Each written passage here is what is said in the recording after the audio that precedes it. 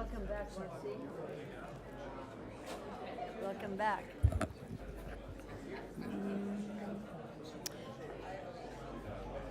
All right. All right, good morning, everybody. Good morning, and welcome to the Board of County Commissioners meeting of August 27th, 2024.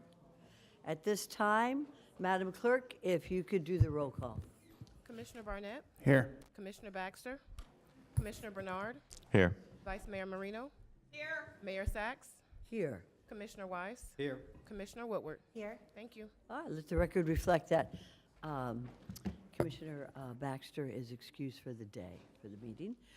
And Commissioner Bernard, if you could lead us in invocation and the Pledge of Allegiance. Please rise if you're able to. Dear God, as we gather here today, we pray that we are ever mindful of opportunities to render your service to fellow citizens and to our community, keeping in mind always the enduring values of life, exerting our efforts in those areas, and on those things upon which future generations can be built with confidence. Let us continue to strive to make a better world. Amen. Thank you. Amen.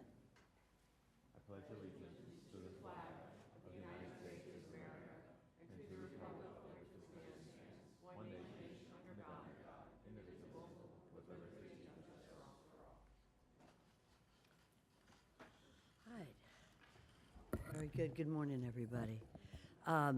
If we could, are there any additions, deletions, substitutions to the agenda? Mayor, Vice Mayor, members of the board, there are no additions, deletions, or substitutions. Thank you very much. And if we could have adoption of the agenda as presented. Do I see a, very good. First by the Vice Mayor, and a second by Commissioner Woodward. All those for, anybody opposed, see that it passes unanimously, 6-0. The consent agenda is found on pages 2 to 4. Is there anybody who would wish to pull anything from the consent agenda as presented? Madam Mayor, I make a motion to approve the consent agenda as amended. Okay. First by Commissioner Bernard, second by the Vice Mayor.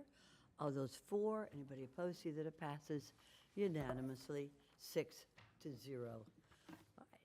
Moving right along to the regular agenda. And this is going to, Is it special presentation? on each one? Yeah, we're waiting for that. When that happens, Okay. it'll she's not happen. here. Madam Mayor, I'd like to make a motion to approve item 5A1 and 2. Very good. You got that, Madam Clerk? All those for, anybody opposed? See that it passes unanimously. We'll do it. And she's not here yet. Very good. Okay, now we're going to begin the workshop part of our program today. And we're looking at 6A with regard to the FEMA FIRM map updates. We could have a staff presentation. Good morning.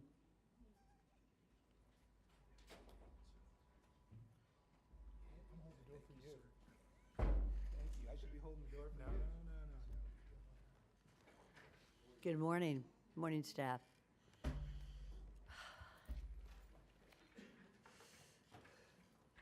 About a very important topic, which is water. Right ahead.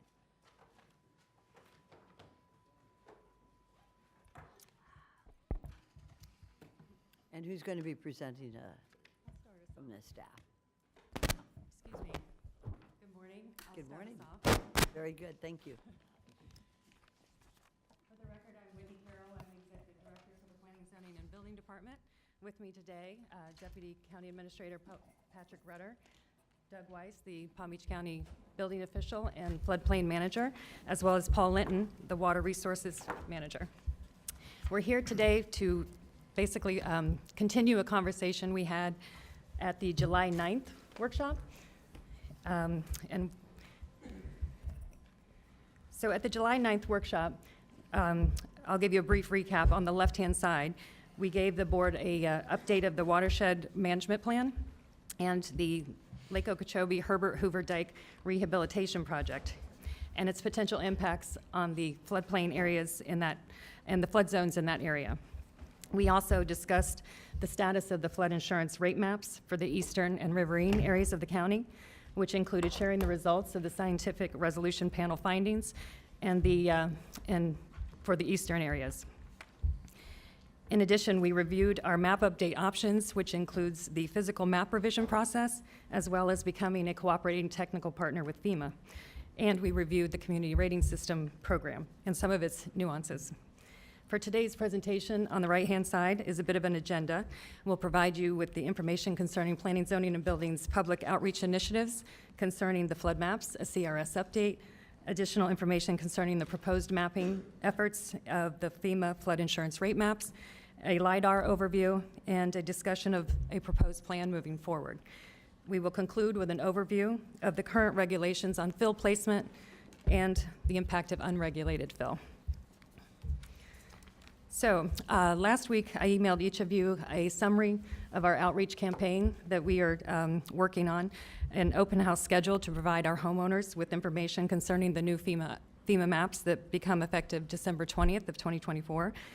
Planning, Zoning, and Building has partnered with Paul Linton, the League of Cities, and FEMA to coordinate these open houses in the month of September. It's my understanding that the impacted cities have been very responsive, and most will be participating in the open houses as a majority of the residents reside in those areas and municipalities. FEMA will also have a team of experts on hand to address issues such as insurance, individual map appeals, and more. For unincorporated Palm Beach County residents, we will have Doug Weiss and Paul Linton, as well as other team members in attendance to assist. We will be issuing a press advisory that will go out today, and then also one a few days prior to the first meeting, which is going to be held in Boynton Beach on 9/11. As you already know or may have known, we're also working on a social media campaign with the cities, our public affairs department, and our countywide PIOs.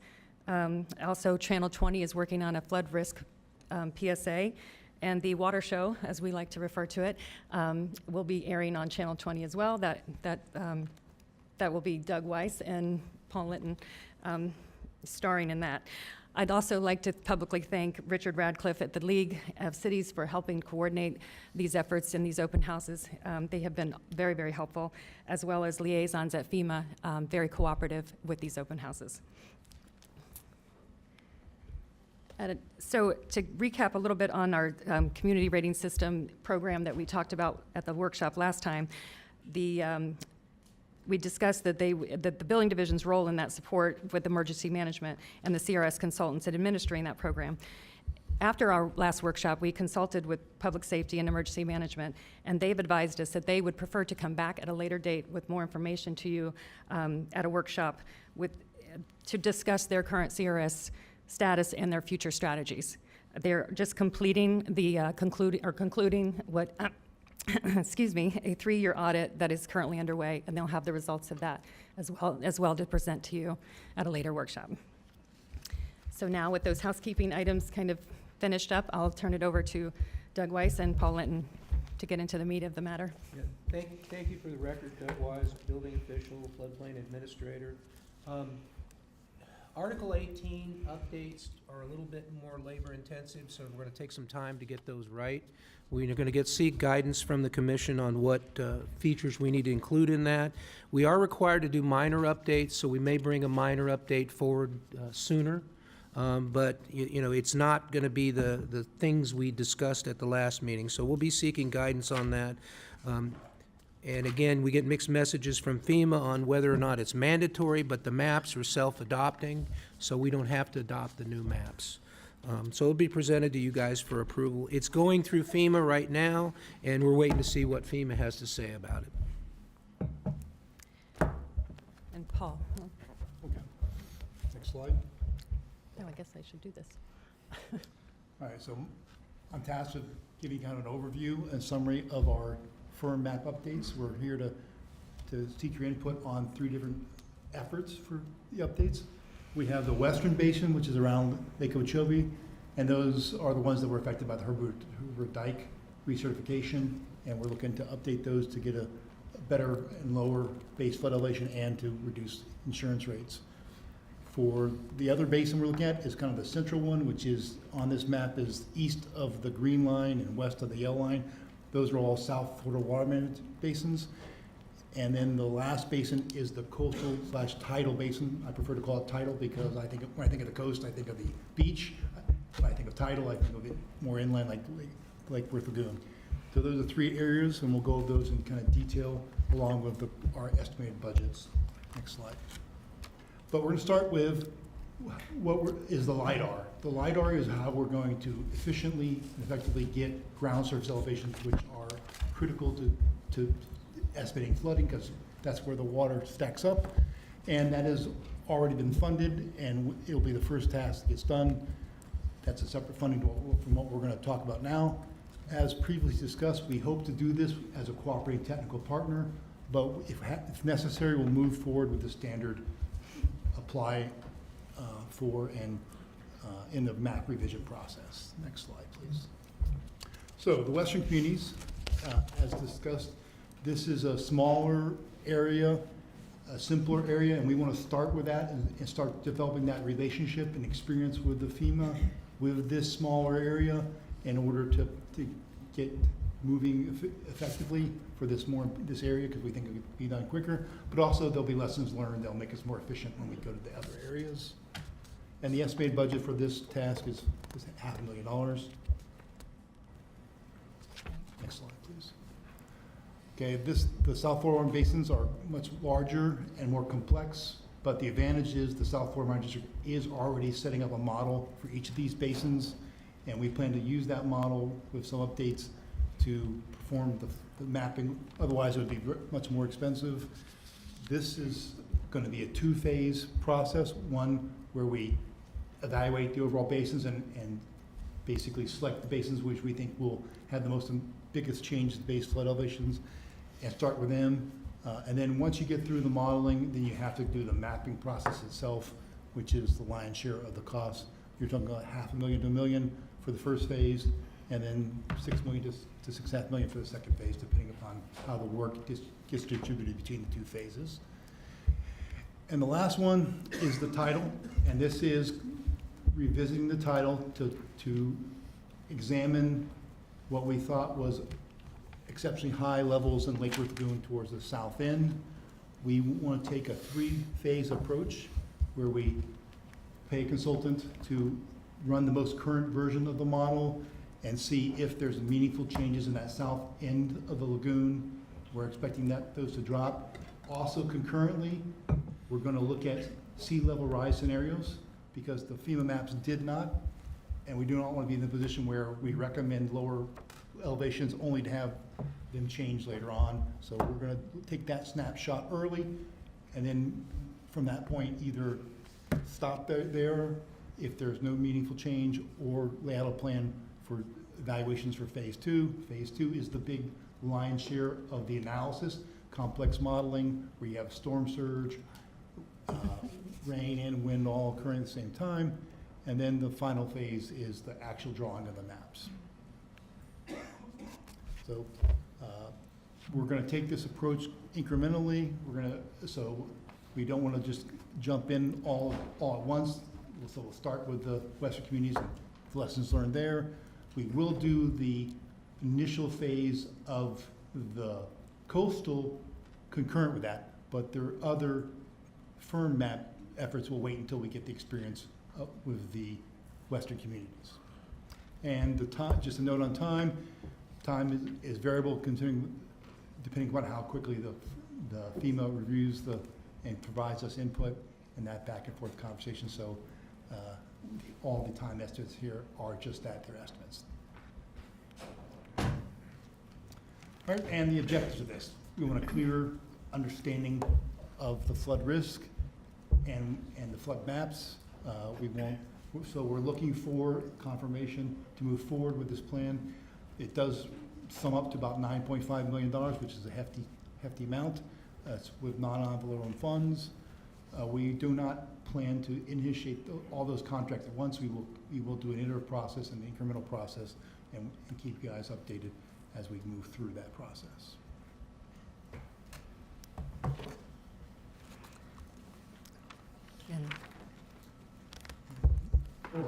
Okay, I'm going to update a little bit on the existing fill regulations, because fill was a topic at the last meeting. There is current language in the existing ordinance that requires limitations on fill outside engineered subdivisions. Now, what does that mean? That means the bulk of the county was declared a special flood hazard area back in 2004 or earlier. Since 1957, we had the 18 inches above the crown of the road. So basically, it limits what we do in the ordinance we have today to elevate the slab not more than 6 inches what is required based on the South Florida Water Management District permit, based on the OSTDS permit, and other stuff. There's exemptions for septic mounts if there's a raised septic mount, or if you excavate a pond, although ponds are much less popular these days. People don't like them because of the risks of, kids falling in and drowning. And you can do stem wall and backfill stem wall. You can place it inside the perimeter foundation walls to raise it. But the challenge is when you fill the whole lot, the water gets deeper. And there's an example. Paul, are you going to go through that, or am I supposed to go through this? I'll be happy to go through it. So this is our little cartoon example of how things change. If you have the undeveloped lot with no house, no pads or anything, if a storm comes by and generates 12 inches of runoff, then you're going to go up 12 inches. Pretty simple. When you put the house pad fill on of that 3,000 square foot house and the associated edges, it rises a little over an inch. Not a big change. But if you were to fill the whole site 1 foot around that house in order to have drier and more area, you're going to end up going up an additional 8 inches. So that's a big change, especially when you consider that that's happening at that location, but also potentially runoffs going up other locations.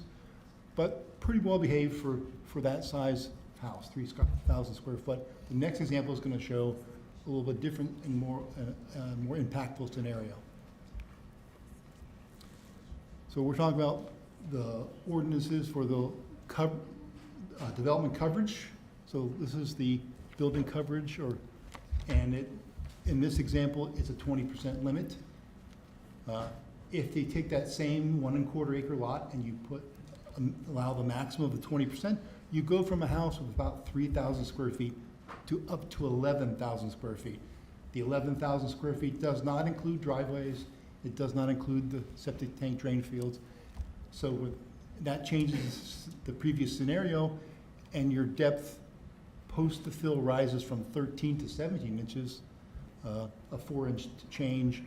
And then if on top of that, they fill in the remaining of the area with 12 inches of fill, you rise from 20 to 23 inches, which is starting to get kind of close to that 2-foot difference that we had above the road as our guidance for house pad elevations.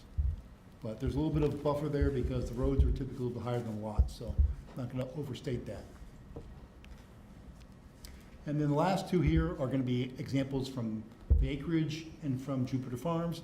This is an older LiDAR, and you really can't see the resolution issues at this scale. It does tell you a good example. You can see the yellow brighter areas are the house pads. They are inferred by the perimeter of the house.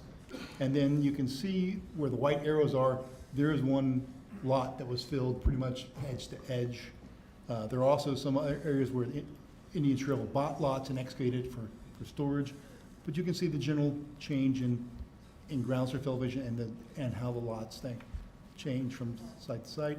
And then for the next slide, Jupiter Farms, similar story, a little bit different overall elevations, but you can definitely see the older lots being smaller. You do see a little more ponds in this area. Mr. Linton, Yes, I'm going to interrupt you for sure, just a minute. absolutely. Thank you.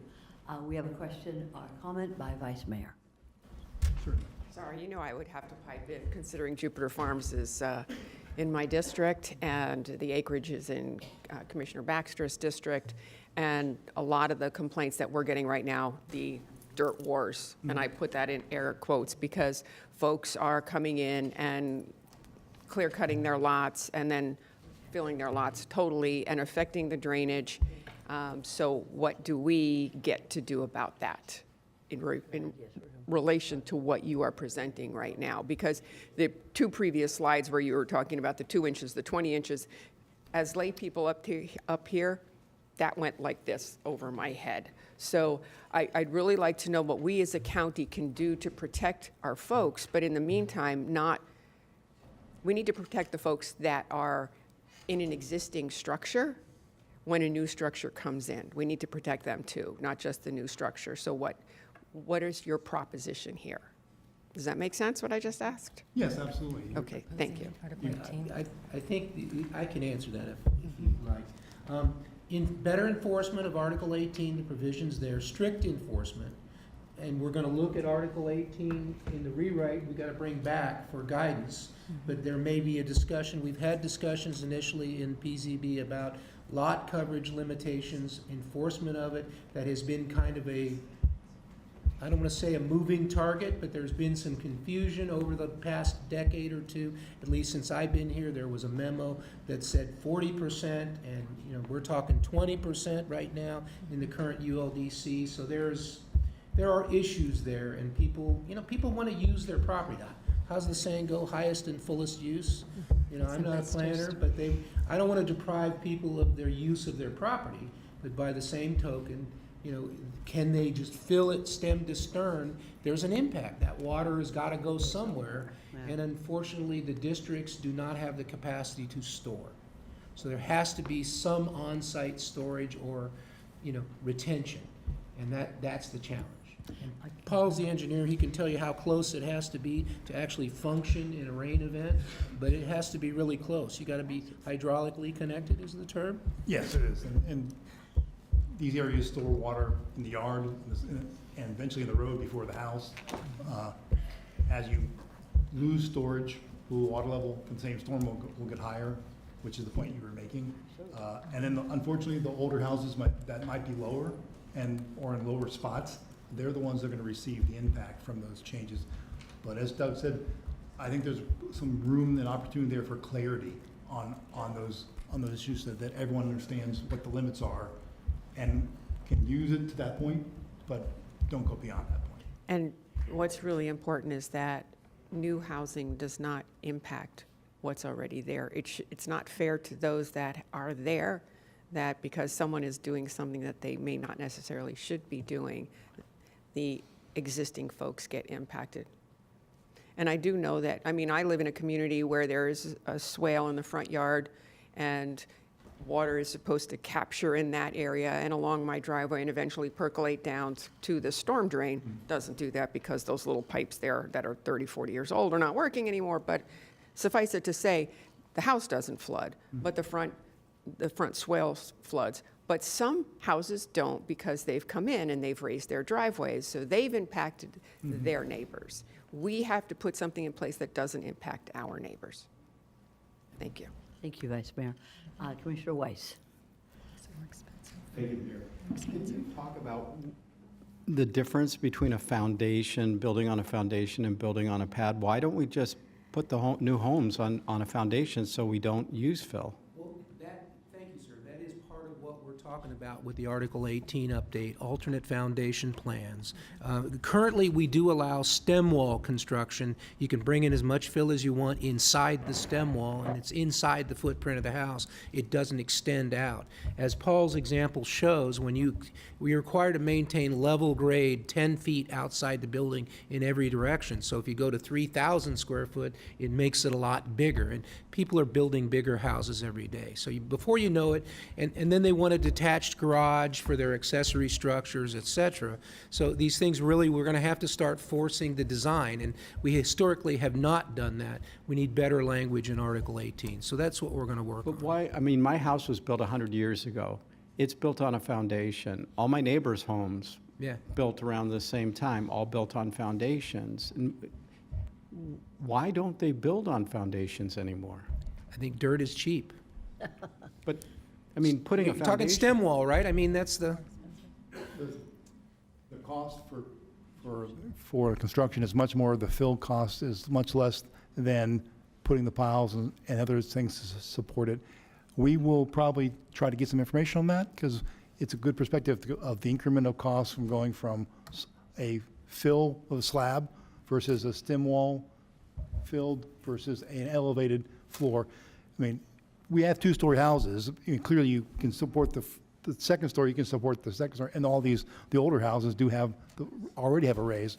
And I think it's clear that the message will try to get some cost differences so you can see the increment.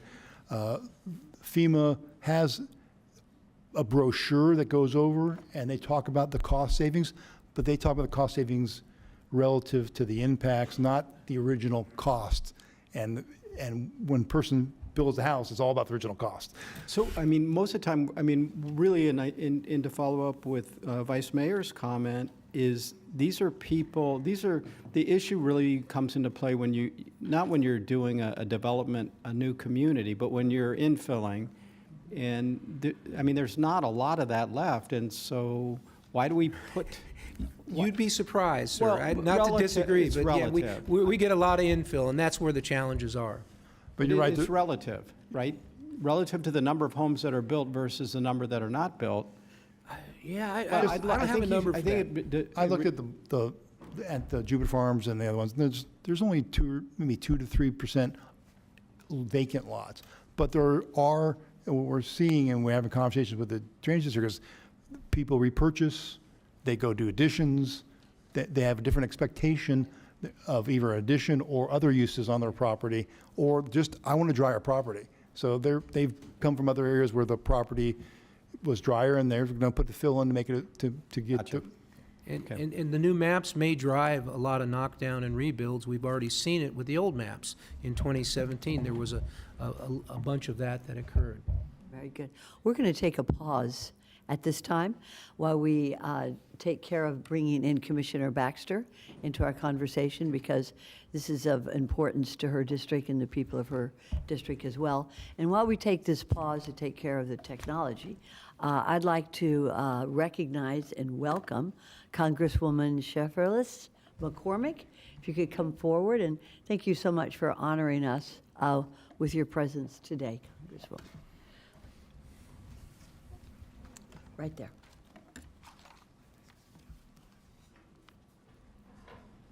Good morning. Good morning. Well, I'm excited to be here today. Anytime I get to be here for communities, I'm always excited. I'm also very excited to see all of my hardworking team. And I say we're a team because we work so hard to make sure that we're taking care of Palm Beach. So I come today with pride, looking at all the faces of our great commissioners. I see you guys on the floor working hard all the time. So I'm so happy to stand here with you. And also with your county administrator, who comes to DC all the time to help us to make sure that we can deliver for the community. But I'm even more excited to be here because I get to announce what we've been working on for the last year, which is appropriations. So today I'm happy to present a check for $2.25 million for housing. I love it. Thank you very much. Now, this funding is more than just a dollar amount. It is actually a lifeline for many families that live in Palm Beach County. From our educators and healthcare workers to our first responders and small business employees, the people who work the hardest to keep our country thriving, most importantly, our county thriving. But for too many people in the community, the dream of owning a home has become out of reach. High housing costs has left many hardworking individuals and families struggling to find a safe and affordable place to stay, especially in Palm Beach. That's why this program, like the Workforce Affordable Housing Development Project, which is crucial to our sustainability, is so imperative. The Workforce Affordable Housing Program ensures that homes are available at below market prices and that those who qualify to receive assistance with down payments and closing costs.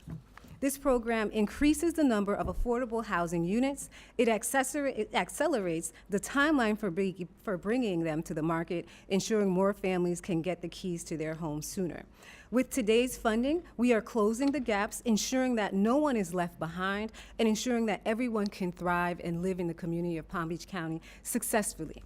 And we all know that housing is not just a roof over your head, but it's also building stronger communities for everyone and safer communities. So thank you so much for partnering with us today. There's so many people I would like to thank who work for Palm Beach County who have really helped us get to this point where we can get such funding to our county.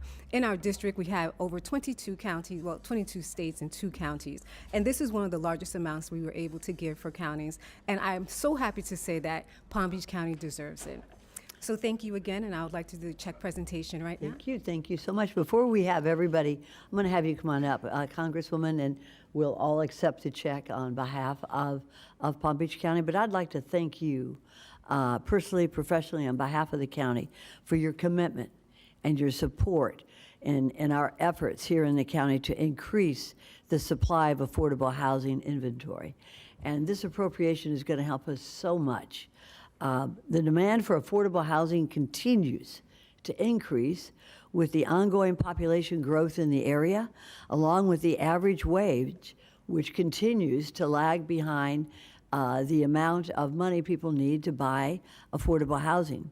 And the result is that our essential workers and service providers are basically being priced out of our area.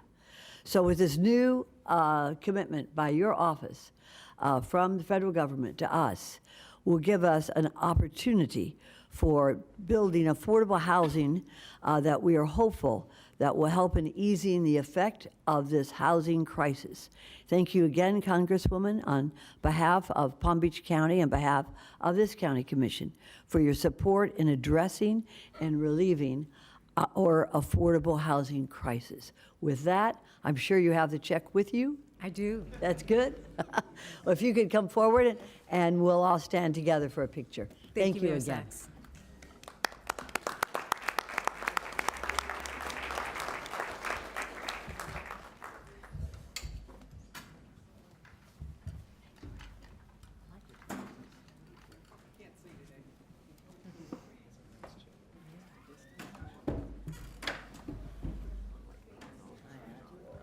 Is this the check? Let me see it, let me see it. No, well, Yeah, 2.250. just for a short while. That is awesome. Just don't fall off. Beautiful. Okay. Back it. Nice to see you. Okay, so, how are we gonna do this? She's the boss?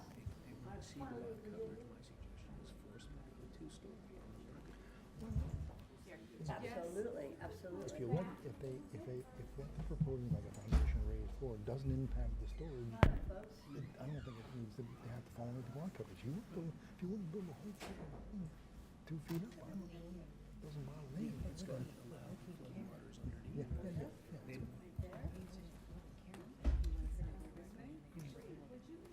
Yeah, but you can't just calculate. You're putting Oh, she tells everybody. The good news is we're not talking about action like on the coastal. Okay. But we do need to, you need to have a way for the water to get underneath. We're dealing with Lieberman. Yeah. Raise that issue for Commissioner Marina, Vice Mayor. She's familiar with that. They're gonna fill that next door. Excellent. Thank you. Thank you.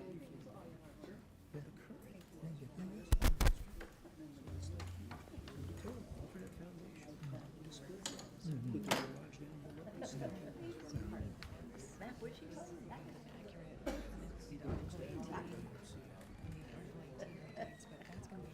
This is to be senator. Well, we can provide some clarity on the coverage.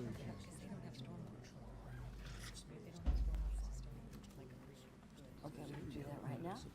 Okay, okay, excellent. Okay. It is so wonderful to know we have friends in the federal government at Washington, and just so thankful to our Congresswoman Shefferlis McCormick for doing that for us today. It is a tremendous, tremendous asset, and we thank you so much. At this time, we have done the technology while we took this little pause, and we now have Commissioner Baxter on the phone with us. So I am going to make a finding of extraordinary circumstances so she can attend this meeting with us virtually. Madam Mayor, I'd like Yes. to make a motion to approve Commissioner Baxter to appear because of exigent circumstances, please. And we have a second, we have first by, you've got all of this is good, and the second by the, all those for, anybody opposed? See that it passes 6-0. Okay, unanimously. And Commissioner Baxter, can you hear me? Okay, I'm sure you can. If you can't, just text us. In the meantime, we're going to proceed after the pause from this very comprehensive staff report on FEMA. Go right ahead, thank you. Yeah, we were pretty much the last slide. Although, you want We to, just one wanted more, to- and we're on the questions and direction from the board. And today, we, just to clarify, the direction that we're seeking is the direction on how to proceed on the remapping efforts. I think we were pretty clear that the Herbert Hoover Dike remapping around Lake Okeechobee, you all were in agreement that we should move forward with that. We just wanted to confirm that you're also okay with us moving forward with the efforts to bring back RFPs on the other remapping efforts in the other two areas of the county. And then, like we said, with the Article 18 updates, we would love your input and feedback, but we would be presenting those ideas and suggestions at a later date. We also got the clear direction on the getting more information on where we may have opportunities to make it clear for the fill, and so we don't have future impacts from recent fill, and a question about the information about different foundations in there, and that may have less impact, may have more cost. So we'll put that on our list too. Very good. Commissioner Woodward, you're recognized. Thank you, Mayor. As far as the three, we have three areas, West Basin, South Florida Water Management, and Tidal Basin. I think we've already discussed the West Basin. That's the dike, where that's pretty clear on. So the other two, you have multiple phases. So the phase one, would the phase two be contingent on what is found in phase one or what is determined after that for both of these? And the tidal basin has three phases, correct? Right, so you got the exact intent was, we don't want to just commit ourselves to a whole lot of changes if we have the opportunity to say, well, there may be areas we don't want to model, but for the coastal basin, we may rerun the model and realize the changes aren't meaningful enough to warrant all that effort and cost. And so that's why we're doing it in that test phase, and then we'll move forward to the modeling and validation to make sure that you have the appropriate comfort from FEMA, for lack of a better phrase, that they buy into your modeling and all that before you go and generate the maps. You don't want to go forward 2 steps and backwards 5. Right. So for the tidal basin, the phase one and phase two would actually be needed before we could get the determination on whether or not the actual remodeling would need to be No, done? this phase one will pretty much tell us right away that, is there enough of a change between the FEMA model version they used and the new current model that it warrants changing the maps. Their rule of thumb is if it doesn't change by more than a half a foot, it's not worth it. We'd probably even be larger than that. And that phase one, you're estimating would be $100,000 for the Yes. tidal basin? And then for the South Florida Water Management, the phase one, that one's significantly higher. It's just because it's a bigger area? Correct, Okay. 5 basins. And we'd be looking to prioritize and do the basins where we have probably the worst information or the highest flood risk. Okay. All right, so that's all my questions for This time? that part. Sure. Then if anybody else wanted to talk about that, I could come back to the impact of the fills. Very if good. you want. This is a workshop, so it's good that we have an open discussion. Any commissioners have any questions at this time? I'm going to recognize Commissioner Weiss. Thank you. I want to say, August 8th, I sent over, and I sent this, I think, to Patrick and Virginia. It was, I found an article, Lee County they're able to get a CRS rating of a 5 in unincorporated Lee. Were you able to look into that and see how they're able to do that? I downloaded their ordinance and took, I'm sorry. Oh, good, thanks. Yeah, yes, I downloaded their ordinance and took a look at what they were doing over there, but yes, they're doing some good things over there. The problem is, You know, if the execution isn't good, then they get caught with the things that happened. And I think that was part of the discussion with, you know, when FEMA came down, some of the stuff was not getting paid. But execution is part of it. But you can have a great ordinance if you don't execute it, you don't enforce it, you know, you can't get credit. So, I mean, was there anything you were able to glean from what they were doing that might be helpful to us? Yeah, we're looking, well, I mean, think if it's going to be coming back, that's fine. I just curious. It's going to be coming back, and we currently have a 5. Our CRS rating is a 5. I think Lee County was It's a 1. a 2, right? 2, yeah. A 2. So yes, and Mary is already in connection with the county and trying to find out some of those details, and we'll be bringing that back for you. Yeah. Okay, thank you.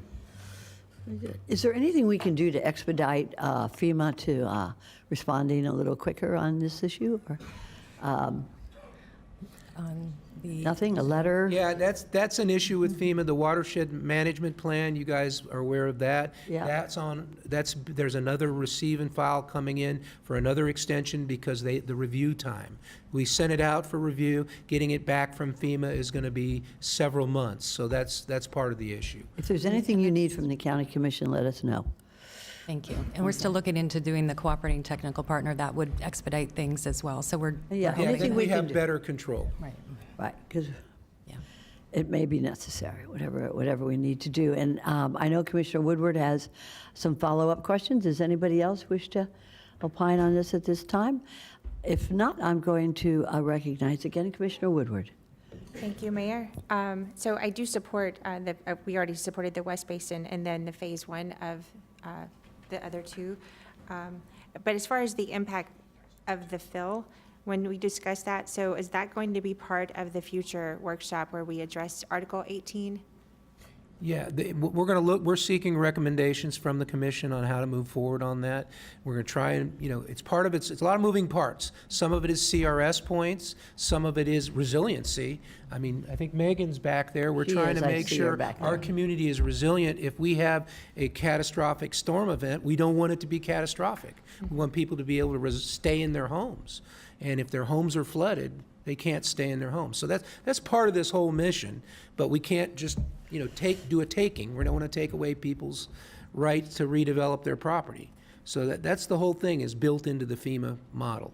So as far as Article 18 is considered, though, I mean, that's we control that. That's our We article. control what parts of it we adopt, but there is a model ordinance developed by Florida Department of Emergency Management through FEMA that we have to adopt if we want to participate in the NFIP, if we want to make those things available in our community. So it's not like Doug just makes this stuff up. I don't make this stuff up. This is FEMA makes this stuff up, and Doug gets stuck with enforcing it. And they get mad at me when I talk like this, but this is the It's the reality. truth. I'm the tip of the sword. Right. I'm the one telling the person, you can't put an addition on your house. You can't do this renovation. You're going to have to elevate the building, or you're going to have to demolish. So as far as what we are allowed to do, there are probably some options that we're not Yes. using at this point that you could bring back to us, especially when it comes to the fill, because you said currently we allow 20% of fill, which if that were utilized is significantly more than a 3,000 square foot house, especially in the acreage or some of these larger lots. Is there alternative fills that can be used that actually provide for draining? Is that an option, or is that? You can talk about smaller footprints, taller buildings. You can do stem wall construction. Stem wall is where the footing is in the ground, and then the dirt fill is inside the foundation wall, and then you go up multi-stories. There's one right now we're dealing with on Cardinal Lane, and I think the vice mayor is aware of this one, basically, but we're talking to the builder about doing this as a split level, where the garage will be right at grade pretty much, because there's a huge drainage problem on Cardinal Lane, and then, you know, he's gonna step up, and he's gonna build retaining walls and have a multi-story house. He's not happy about it, but we're holding his feet to the fire because he's having impact. So we're using the, how do I say this? We're using a clause that I don't like to use, which is impact of construction. I would rather have a particular code section I can point at, this is a violation, so it's a little bit tough if you get challenged on impact of construction. But that's where we're at. So far, guys working with us, so we'll see. Well, so as far as, because when we do like a planned unit development, I mean, that entire, Yeah, that's, they have to account for drainage. They have to, and I get that these are individual private lots. They're not even part of an HOA or Right. any of this, right? So in fact, then it falls to us to make sure that that drainage is accounted for. Historical drainage matters. And if, even if it's a redevelopment, if they're building something and it goes higher, they're going to be flooding their neighbors. So really, it's on us to be the HOA, shall we say, for these areas. yeah, Is it a problem with enforcement, or is it not it's not clear? it's a Why challenge. is this happening? Let me say, it's a challenge when there's no drainage in the street. And the example I just gave is Cardinal Lane. There's no drainage out there. There never has been. Was built in the 40s or the 50s. So they didn't put stormwater in back in the day. These are unrecorded plats. Now, if you come in with a new subdivision, you have drainage. So we have to figure out what historically has been the pattern and try and work through it. There are regulations about historical flow, but establishing that is not always easy, too. So with the map that you've left up here, the Jupiter Farms map, it's a lot of colors. What is the blue where the water should be? The blue is low level. Paul can clarify that. He did that LiDAR print. Yeah, the But blue- the red is high areas. The blue is actually some of those old lots where they dug out the lake to get the fill for the house pads, and the house pads are the orange and yellowish one. And then the green is kind of the flat yard lot areas. And how many of these areas are actually homes that are blue? The blues are the low spots on lakes. They're not, the house No pads are the homes that orange. Yeah, the red and I orange. thought that was all homes, right? Is that your area? Yeah, the red think there's only dots, like- the orange dots are homes. There may be 3 or 4 lots on that are not occupied. Okay. So there's some of these that are barely red. Does that mean that those homes are more likely to be the ones that flood? Yeah, And we- the bright red are their higher neighbors? Can't quite say that because they just may be small houses that were older and smaller and not necessarily that much lower, but typically the older houses, the requirements for the height because the septic drain fields were a little bit lower than they are now. So they are probably, the smaller ones are, I would guess, a little bit lower, but just So as a guess. when you bring back Article 18 to us, it's not just about fill, though. There's a number There's a lot of of regulations that are in there. So I think this is something that we Oh, yeah. definitely need to address and, find out what some best practices are out there, and then what we need to do to maybe tighten up the enforcement on this. And if they're coming in and filling, that's not even allowed to fill your entire lot. That's not currently allowed, and if that is happening, what recourse do we have for that? We're currently using code enforcement in for vegetation removal and filling lots without permits. We require a permit, but if they come in and they bring us an engineered drainage plan showing how they're gonna retain stormwater on the lot and not detrimentally impact the neighbors, we have to approve it. We don't have a lot of teeth. So, we're looking at Article 18, we need to build some teeth into that to do a little better job on the infill. That's where we're gonna come back with. Okay, Okay, thank you. good. We have the attorney wants to say something, sir. Brian Maher, Assistant County Attorney. Just briefly for clarification, the local amendments to the Florida Building Code does allow us to regulate off-site or construction that adversely affects off-site adjacent properties.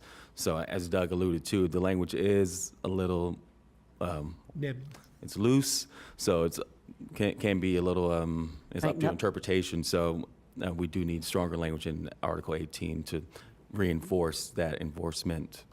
That's it. Thank you for bringing that up. This is important. I know that we had this conversation about 2 years ago and about condominiums. And now we're in a bit of a crisis with regard to how quick so many folks have to have assessments in order to shore up the requirements that we've put on for condominiums. So I am glad that we're having this discussion today, and I agree with Commissioner Woodward on Article 18. Are there any other comments that the commissioners wish to make to give direction to staff?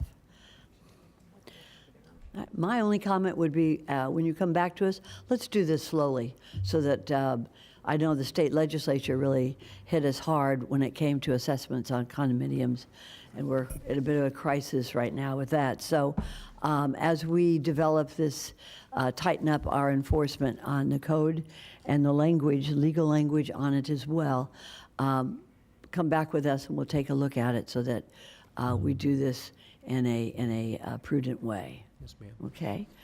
Thank you so much. Thank you. It was very comprehensive. Thank you. Looking forward to hearing back from you as well. Okay. We're going to move now on to Paratransit. If we could have the staff come on up for that.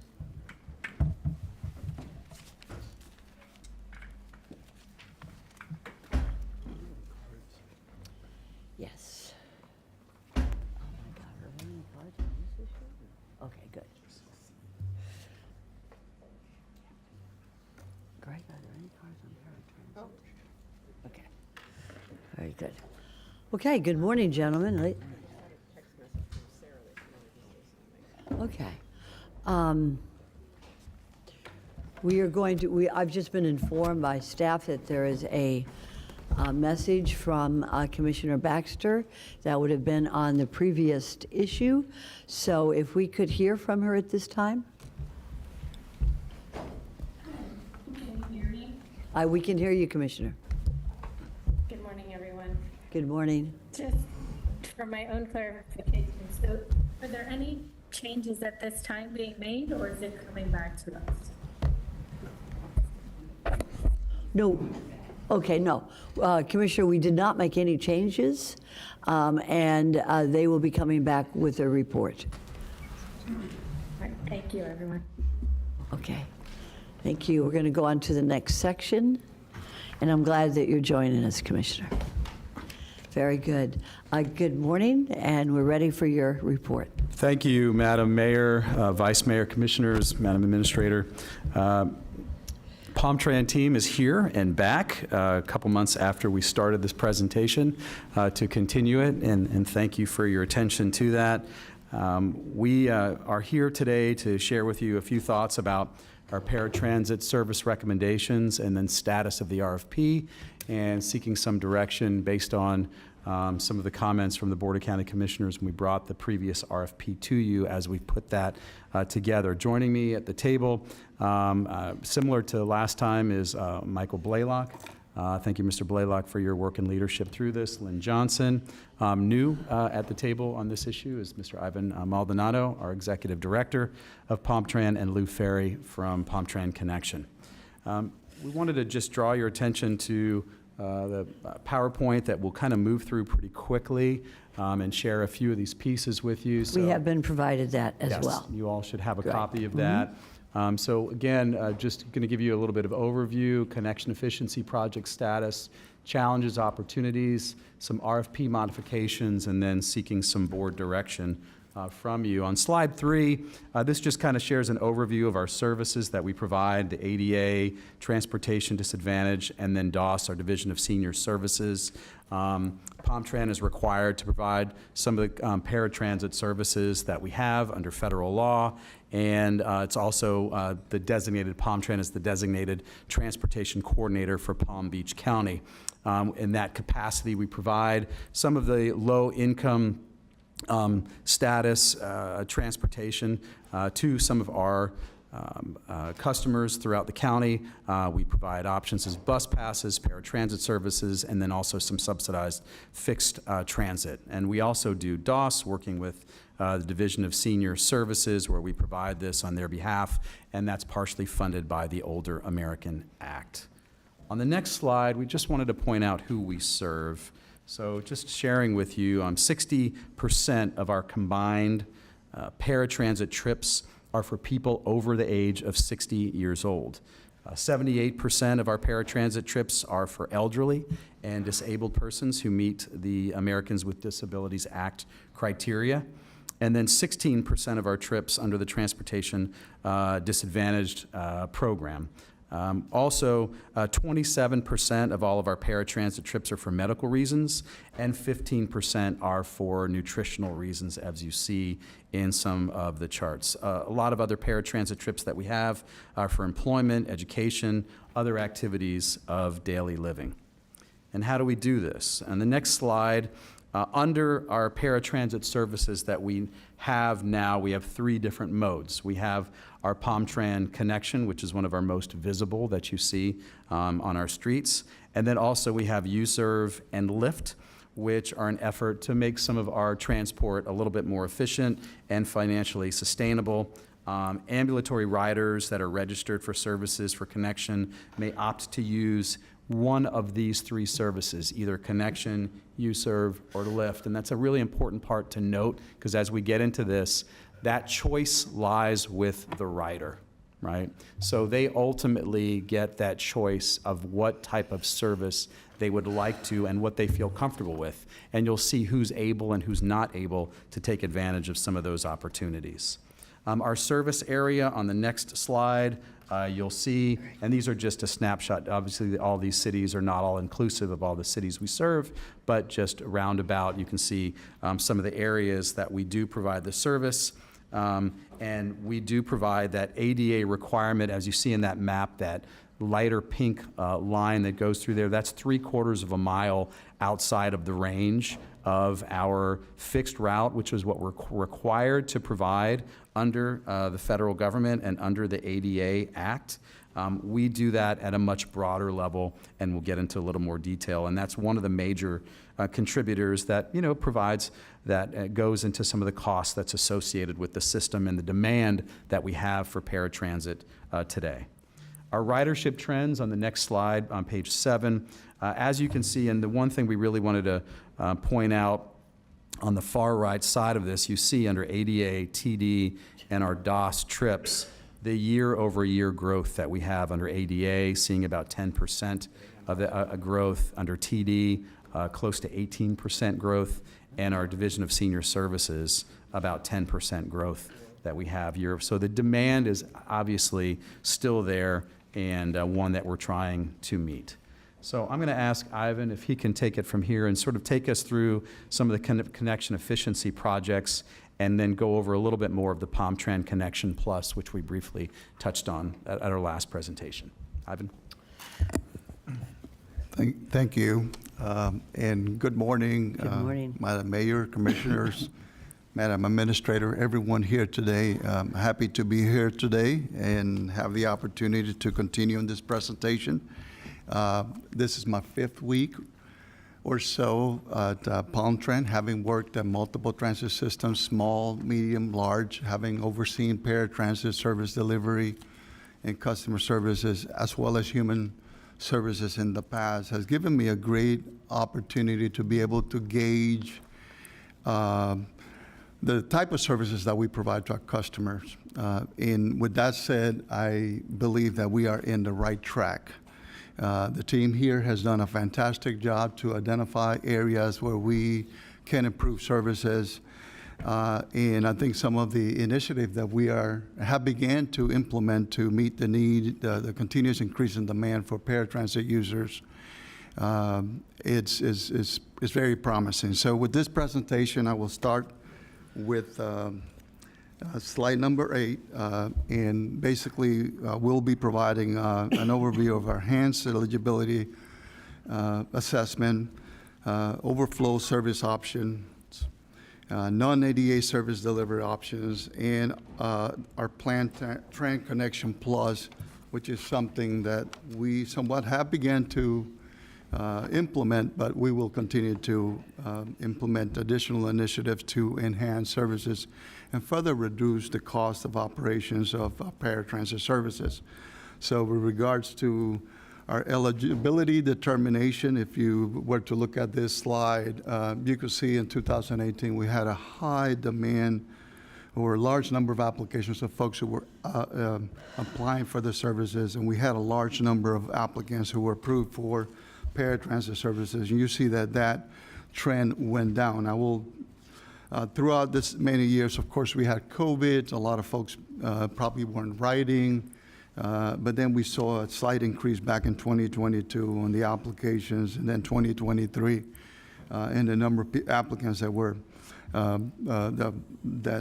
approved for services. But I will have to say that in 2024, you're seeing now a slight decrease in the number of applicants as well as the number of applicants approved for paratransit services, and it has to do with increased efficiencies gained in the eligibility process by the team that manages the eligibility determination. That is better communications to customers, a better explanation of what ADA transportation is intended to be for, as well as just gaining better efficiency in the way that we do services. If we can go to the next slide.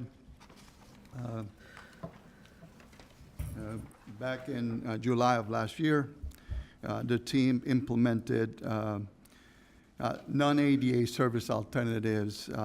We began with UServe. UServe is a paratransit service option that is being used by many transit systems out there. And they basically provide similar services to what we provide through Connection, and that is that they meet the federal FDOT qualifications for the operators that they actually do the drug and alcohol background checks, random sampling. And as a result of that, the cost is slightly higher than using Lyft and Uber, and you will see this on this slide. But just from the start, and we began to use them in July 2023, and comparable to our average ADA, and I will have to explain the ADA, we're talking folks that cannot use Lyft and cannot use Uber and other non-ADA services. The cost was drastically reduced, and we're able to save approximately $12.39 per trip just by using UServe alone. When Lyft, we saw a further reduction in the cost of using Lyft, which we started in August 2023. And those savings are about $31.89. And of course, we're talking about services and alternatives that are provided to folks that are non-ADA users. That means that they do not need necessarily a wheelchair accessible vehicles to get to their destination. We do serve a lot of those folks that need services, but yet they do not need an ADA accessible vehicle. The next slide, number 11. So how do we compare as far as cost per service hour in comparison to our peers, not just in Florida, but throughout the nation? When you look at the green bar here, Brevard, the cost per service hours is $73.90 per service hours. Ours is $68.95. Pinellas Suncoast Transit, which they are, pretty much on top of the game when it comes to implemented initiatives to further reduce the cost of paratransit demand or paratransit ridership. They are at $85.37 per service hour. And then JTA, who's also very innovative when it comes to transportation, their cost per service hour is $116.81 per hour. I want to point out the Lynx service cost per hour is lower than ours. And folks would probably ask, how is that? Well, a couple of things that they do different than we do is they actually have an ADA plus services similar to what we are proposing to do in the near future. They operate in 3 counties, Orange, Osceola, and Brevard County. So they have certain restrictions that folks who are traveling into other counties, and they're able to do so, will pay a slightly higher rate to be able to travel along multiple counties. They restrict services to 3/4 miles of a fixed route for ADA users. They still provide TD transportation trips, but then they charge an added fare for folks that are traveling more than 10 miles per trip. And so that gives you an idea as to how they were able to gain better efficiencies when it comes to a reduced cost of service hour. Let's go to number 12. As far as our total funding, you will see that our total funding for 2023 was $44 million, so $44.9 million. $36.9 million of that was for ADA comparable complimentary transportation provided to folks that cannot use any other type of services. And then we had $2.4 million that we paid for services provided to transportation disadvantage, and we receive additional fundings of $3.3 million to offset some of the costs for transportation disadvantage customers. And then we provide transportation to folks that are seniors who travel to senior service centers. And it, basically, we receive an allocation of about $350,000, mainly from the Older Americans Act, and then we offset the total cost by $1.8 million. So that just gives you an idea as to the cost of paratransit services, challenges and opportunity. I would like to skip 13 and go straight to 14. As you could see, we gain a great deal of efficiencies when it comes to costs and the services that we're providing to folks that are non-ADA riders. And I want to preface this by saying that we want to take care of our customers, our citizens. We want to provide the same level of services that everyone in this county expect to receive. We want to respect their dignity. We want to provide a lot of flexibility and the ability for them to be able to make choices that meet and exceed their customer service demand. So when we look at this slide, we'll see that about 15% of our ADA users, or the folks that are registered to use Connection, are able to use non-ADA service alternatives such as U-Serve, Lyft, Uber, taxi cabs, and other types of options that are used for mobility on demand. Currently, about 8% of our users are using these two services, U-Serve and Lyft. The folks that are not able to use the system, either they have a disability that restricts them from using the system, they're under the age of 18, some of them require additional assistance, we call it that hand-to-hand, and some of them prefer not to use the system. Some of the challenges and opportunities. Challenges, of course, we have seen a tremendous growth in the ridership demand. That is nationwide. Every transit system that I worked at, we have seen that. Here is about 10%. In some of the transits, I apologize for that. I thought I turned that off, and I did. Somehow I turned it back on. Forgive me for that, please. So we're seeing that 10% increase in demand for paratransit services. We are providing services above the ADA requirements of 3/4 miles from a fixed route. Then we have the fact that we have been designated PalmTran as the Palm Beach County designated transportation coordinator by the state of Florida. And as a result of that, we provide transportation for folks that are transportation disadvantaged. And then we have the school impact, where we are providing transportation to students, both public schools and charter schools, which add additional impact into our system. I want to preface this by saying that in many other transit systems, you see that school systems typically provide their own transportation, and that is because they receive federal or state funding to provide that transportation. In our case, none of the funding actually comes to us. So here are some of the opportunities that we see. Mr. Bolerin went through the map. Excuse me, sir. Hold on. We have a question. We have a question. Commissioner Woodward? Or Commissioner Vice Mayor? I think we all have the same same. question as to Okay. why none of that money comes to us if we're transporting students. Why isn't the school district paying? Yeah, there's a few reasons currently, and we actually had some conversations, this past month actually with the superintendent of schools, and we have some upcoming that we, with him, we updated some information to him on the impacts of some of the charter schools and what it is to provide some of the charter school service transportation.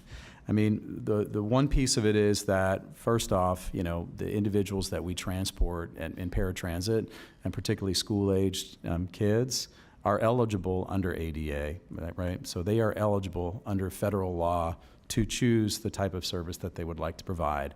And because of the extent of the service that we do provide, when they choose PalmTran Connection, we have an obligation to do that under this. That being said, we do think and we do believe that some of those charter schools should be coming up with a better plan for transportation for their students, as opposed to just looking at public transport and PalmTran Connection as their option and alternative.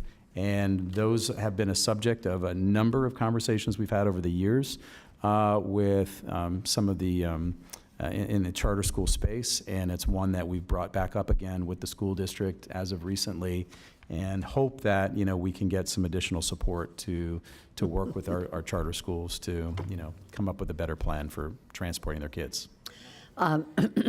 Commissioner Bernard. Thank you very much, Madam Mayor. So what can we do in terms of, like, having a discussion and for us to not have to have the taxpayers pay for this service, you know, going forward? So Ms. Baker and I, we recently saw the superintendent again last week, and he's been putting together his team of transportation providers at the school district to sit down and have a conversation with us. Mr. Ferry updated in the past, you know, couple of months our ridership numbers to share with them, which we've shared with the school district. And really it's going to be, you know, starting to sit down individually with some of these charter schools and saying, look, you know, you guys should be providing a different type of, you know, transportation service for some of your students.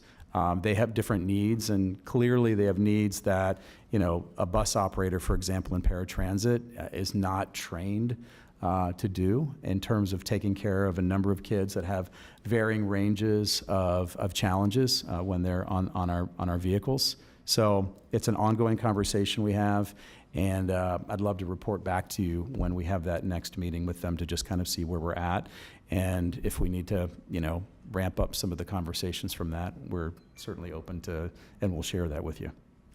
Okay. Commissioner Weiss.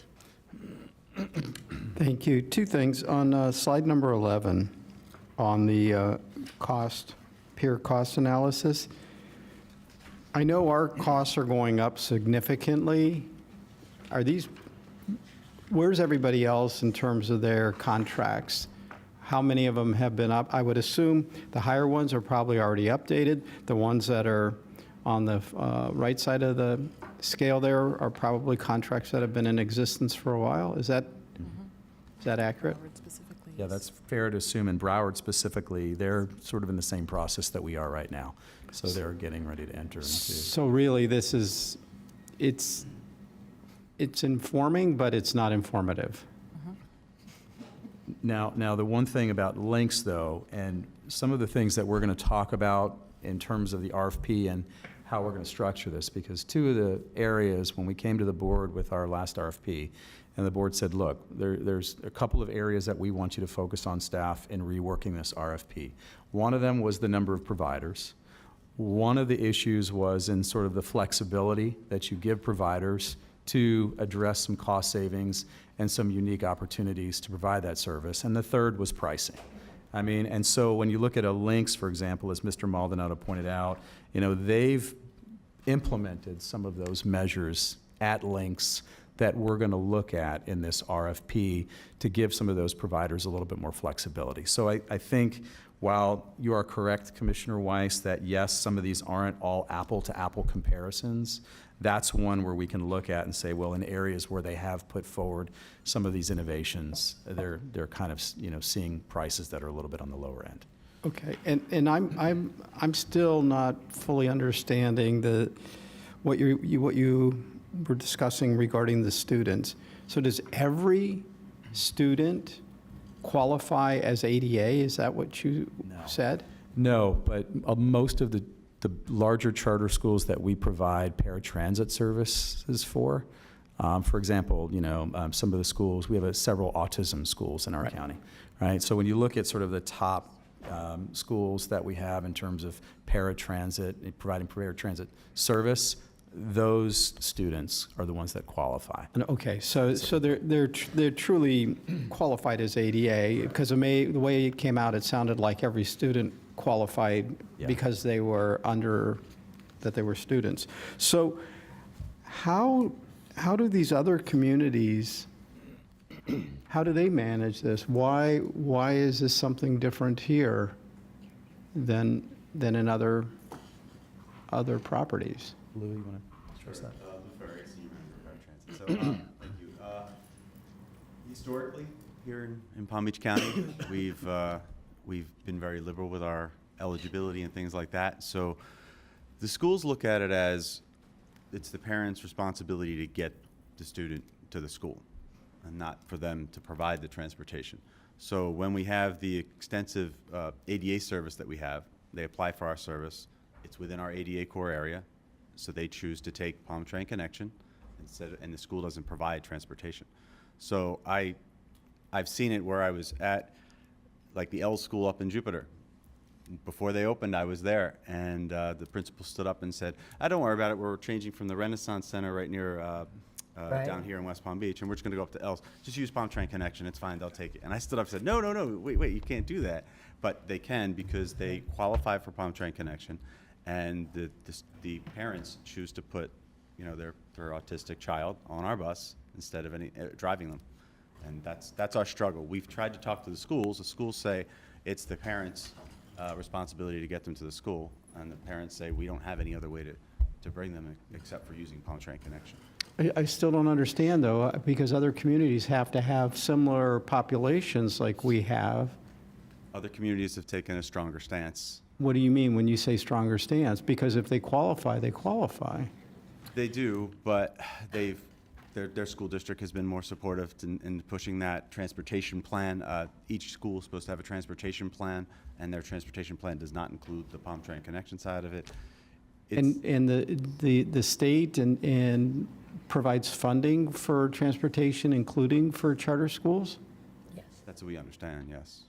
So Commissioner, if I may, Commissioner Weiss, I don't think it's an issue of eligibility. I think it's an issue of payment. In other words, all the children could be eligible. We're not questioning eligibility. What we are questioning is, where does the money go? It appears that the money goes to the school district and not to the county to pay for paratransit. Is that correct? That is work with correct, Commissioner Weiss? Mayor, that the many often transit public school districts, as well as charter schools, they do provide transportation. They purchase bus passes. They often provide transportation to especially if they are severely physically disabled and require that extra level of care, someone that provide additional supervision. So as Mr. Louis just mentioned, a lot of it is the stance on the transit agency or the county, if it's a municipal transit such as ours. When I was executive director of Star Metro in Tallahassee, we began to see the same trends.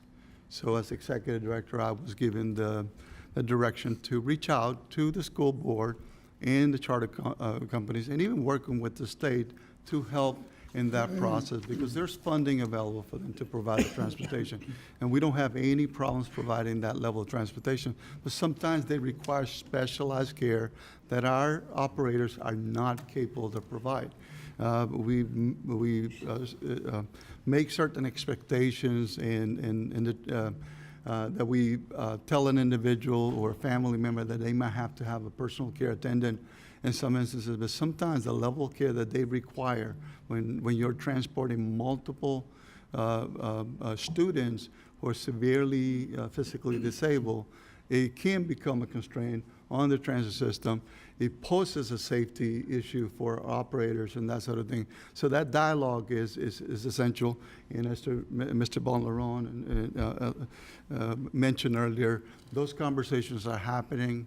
behind back door have been informed that this is happening, and we will continue to work in that direction to make sure that we are able to find whatever funding we're able to do to offset our increasing costs and demand. Thank you, Commissioner. Commissioner Woodward, and then Vice Mayor. Thank you, Mayor, and thank you for bringing up the driver's experience in this because, as you know, you had to help me a few months ago with a student who, because we have cameras on our buses, we know exactly what happened, but our drivers are the only adults sometimes on a bus with multiple children who have special needs. And, you know, as an aunt of multiple special needs nephews who live in another state, you know, those buses have adults in the back of the bus so that the driver can focus on driving safely and not managing what's happening behind him or her. And that's a concern that I've had with why the school district and the charter schools aren't more proactive and at least having an adult. If they're going to use this service and not pay us for it, they should have an adult on the bus with these children. It's not our driver's responsibility. We want them to be safe on the road and not have accidents with drivers and pedestrians not having to deal with what's in the back of the bus. So that's a big concern. The cost, of course, is a big concern. If we're you know, and you know, we're having them clog up the roads really with multiple buses going into these same areas. Anyone who's ever got stuck in a school line, you know what happens there. And just, is this also because we are countywide? If we were to cut back to the 3/4 of a mile, this ADA requirement that we have, how much of that would alleviate the school impact? Do you know? So I think that would make. That would definitely, sorry, good morning, Commissioners. That would definitely lessen the impact, the fiscal impact that we're seeing, because currently we can take these students all over the county. So adding those additional restrictions would aid in the cost impact. But I wanted to also clarify as far as the funding piece. So the county is getting anything that we are eligible for as far as funding for paratransit, but there are different allocations that may go to the school district. And so we are not necessarily missing out on our allocations from the state or the federal government. They just may have additional funding sources available to the school district and to the charter schools that they may not be using for those purposes. Because I don't have specifics as to what is specifically allocated to them. I can't speak to that or what they're receiving. But I wanted to clarify that point. It's just there are certain funding sources that are specifically, as you know, for local governments, for school district, and for the charter schools as well. Good. Vice Mayor. Thank you. And, That actually helps with my question. Thank you. One, do we really have an understanding of how many students are using our service? Because then we really have an understanding of what it's costing us, and then where is that cost coming from, and how do we make sure that we're not paying something that the school district actually can pay for more easily than we can? That's a threefold question, but I think you can answer that for me. Yeah, the answer is yes. We have a very good understanding and idea of who our riders are in this service. So the percentage of students would be? Well, we can tell you that we average about 245 trips per weekday for schools that we do. Okay. And we can tell you, where we pick up and where we drop off every rider on paratransit. We know our top 10 schools that we pick up and drop off at, and every person that gets on and off of that bus who's eligible to ride that bus. So it's a pretty significant number. I mean, it's large, but we know to the number how many there are and where they're going. Okay, so continuing on with that, are there, and I'm looking at page 12 that shows local funding, state funding. State funding is not very much of this. So for whatever we're supplying for the school children that are in need of this particular service, are we getting other dollars for that other than our taxpayer dollars? No, so all of the funding that you see here, mostly coming from the state, is all that we are getting for funding. We do have a small portion that that we get from the federal government as part of our annual allocation from the FTA, but outside of what you're seeing here, that's it. So any funding that is meant for the school district, charter schools, that is not being transferred over to us for providing this service. And sadly, I knew the answer to that question, but I wanted it to be said, because if the school district gets funding for this particular service and then they're not remitting it to the county, they're double dipping. We should be getting either reimbursed or they should be supplying the service. And while it may sound cruel that we're spending so much time on this, it's not cruel. What we're trying to do is figure out the right funding source for this, because we offer a Mercedes service when really we're obligated to offer a Volkswagen service.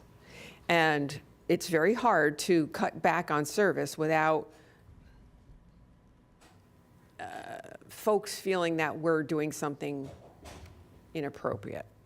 But in this instance, if the school district is getting money to move their students around, and this is supposed to be part of it, the school district should be paying this service. Thank you. All right, so let's do this. I'm gonna back up what Vice Mayor Marino and Commissioner Woodward and Commissioner Weiss has stated.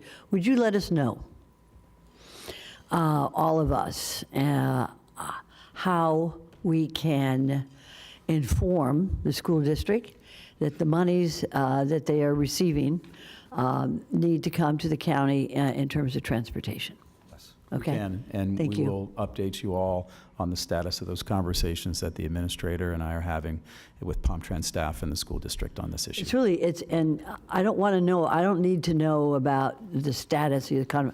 I want to know if and when they're going to pay. So we really need to look at the numbers, how much they owe us, and then when the money can be allocated to the county.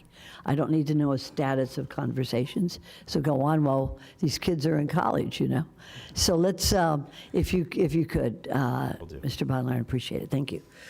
Okay, let's move on. Just to continue on with the presentation, on page 17 of your slide deck, we wanted to continue on with just the opportunities that we have with Connection Plus before going on to the RFP and scope of that discussion. Ivan? Certainly. As you can see from this presentation, you see the area that we cover on the left, and the purplish color is areas outside of our 3/4 mile ADA required transportation. The one in the middle shows our 3/4 mile buffer areas that we are required as per the Americans with Disabilities Act to provide comparable transportation to our fixed route services or complementary transportation. And then if you see on the right is the actual services that we provide is a very large area. And I'm going to go to the next slide just to talk some more about this. I would say that Connection Plus alternatives like YouServe, Lyft, Uber, taxis will provide services outside the ADA area for ambulatory riders.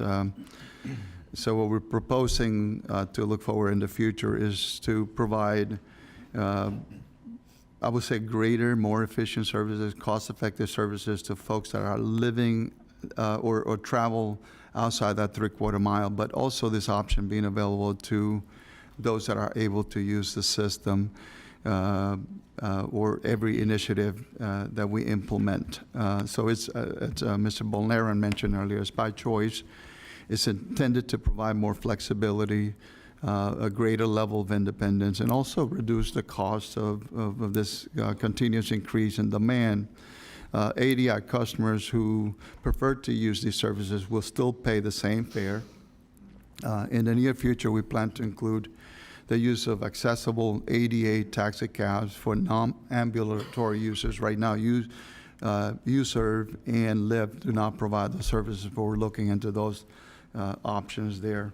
On slide 19, if I may, So the Connection Plus program will provide more flexible services, will eliminate restrictions on trip negotiations for those folks traveling outside the three-quarter mile area, particularly folks that are under the Transportation Disadvantage Program. It would allow us to establish trip negotiations for pickup and drop-off windows for non-ADA users, and will lessen demand on during peak hours of services. And if I may explain this, if you have, say, 2,000 customers requesting to be picked up during peak hours at the same time, in ADA transportation is intended to provide transportation for folks who suffer a physical or cognitive disability. What happens is it literally loads the system, so now it affects your on-time performance, customer services, and affects services to folks that are ADA paratransit dependent. So what we are proposing to do is to actually create other alternatives to those folks that are able to use a non-ADA option, still give them the same level of service that we have been providing, that they're accustomed to receive, and ultimately will give us a level of control in the manner that we provide services to those to our citizens. It would also allow trip limits, prioritization, and would eliminate restrictions on pricing for TD funding trips, particularly trips where users may be able to connect to the fixed route system to complete their commutes. And since these trips are non-ADA trips, they do not have to be comparable to the fixed size schedule. That means that you may negotiate and adjust the schedule as needed to get them to their destination, and you're not bound by the restrictions of ADA transportation. And then on slide number 20, I will pass it to Assistant County Administrator Todd Bellner, who will continue this section of the presentation. So to just highlight the components of the RFP, where we were, what we brought to the BCC, and where we're proposing that we go forward in soliciting your feedback. It was clear at our meeting with the Board of County Commissioners when we brought our last RFP proposal, not RFP proposal, but our selection from that RFP, that the board made it clear that we wanted to look at multiple providers instead of a single provider. So as part of the RFP that we will draft, it will include looking at multiple providers instead of a single provider to do that service countywide. Also, we talked a lot about cost. We talked a lot about cost today. We talked about it then as well. And some of the things that we're going to do in the new RFP is to invite our vendors to offer cost saving proposals for ADA and for Connection Plus that Mr. Maldonado just kind of outlined for you with TD and DOS on how we might be able to effectively do that, work through some of those cost savings. Also part of that, and I want to make sure we get this out there, technology is very key right now in the world of paratransit and providing these kinds of services. And things like our scheduling programs and the software that we use and those kinds of things. We have taken a good hard look since our last conversation with you to look at that software and challenging ourselves to see how we can be more efficient on the scheduling side of it and upgrade some of that technology. And to that end also, as we look at our evaluation points for this particular RFP, we will increase some of those evaluation points that we allow for price and approach, and kind of focusing on how some of those providers are going to look at doing this holistically.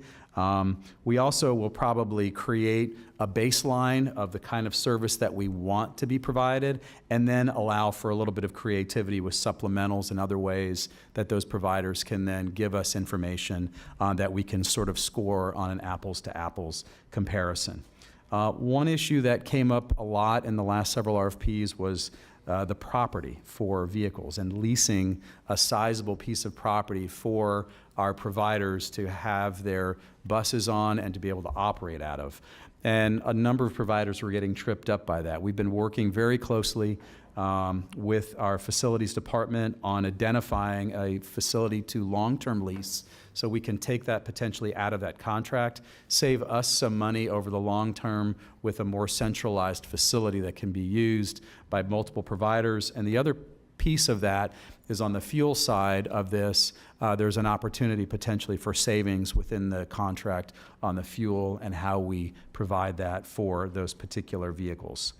I also wanted to point out that, where we talked about inviting vendors for cost savings, I think the key word here is flexibility. And we've been a little bit rigid, I think, in some of our contracts that we've had in the past.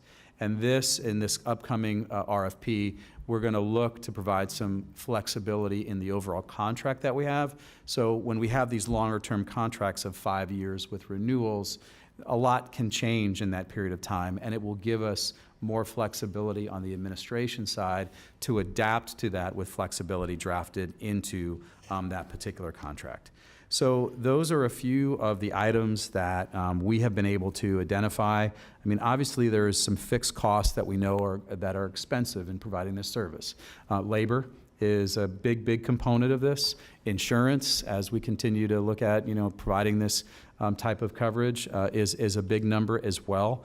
And so we are mindful of that and keeping our eyes on that. But that's why we need to look at some of those other areas. The last thing I wanted to point out, just on the non-dedicated versus dedicated service, because that's a little bit confusing sometimes to point that out there. In the last RFP, we put in there a 20% goal for non-dedicated service. So we talked about that slide with the 15% who are able and the 85% who are not able to make that choice to use some of these other options.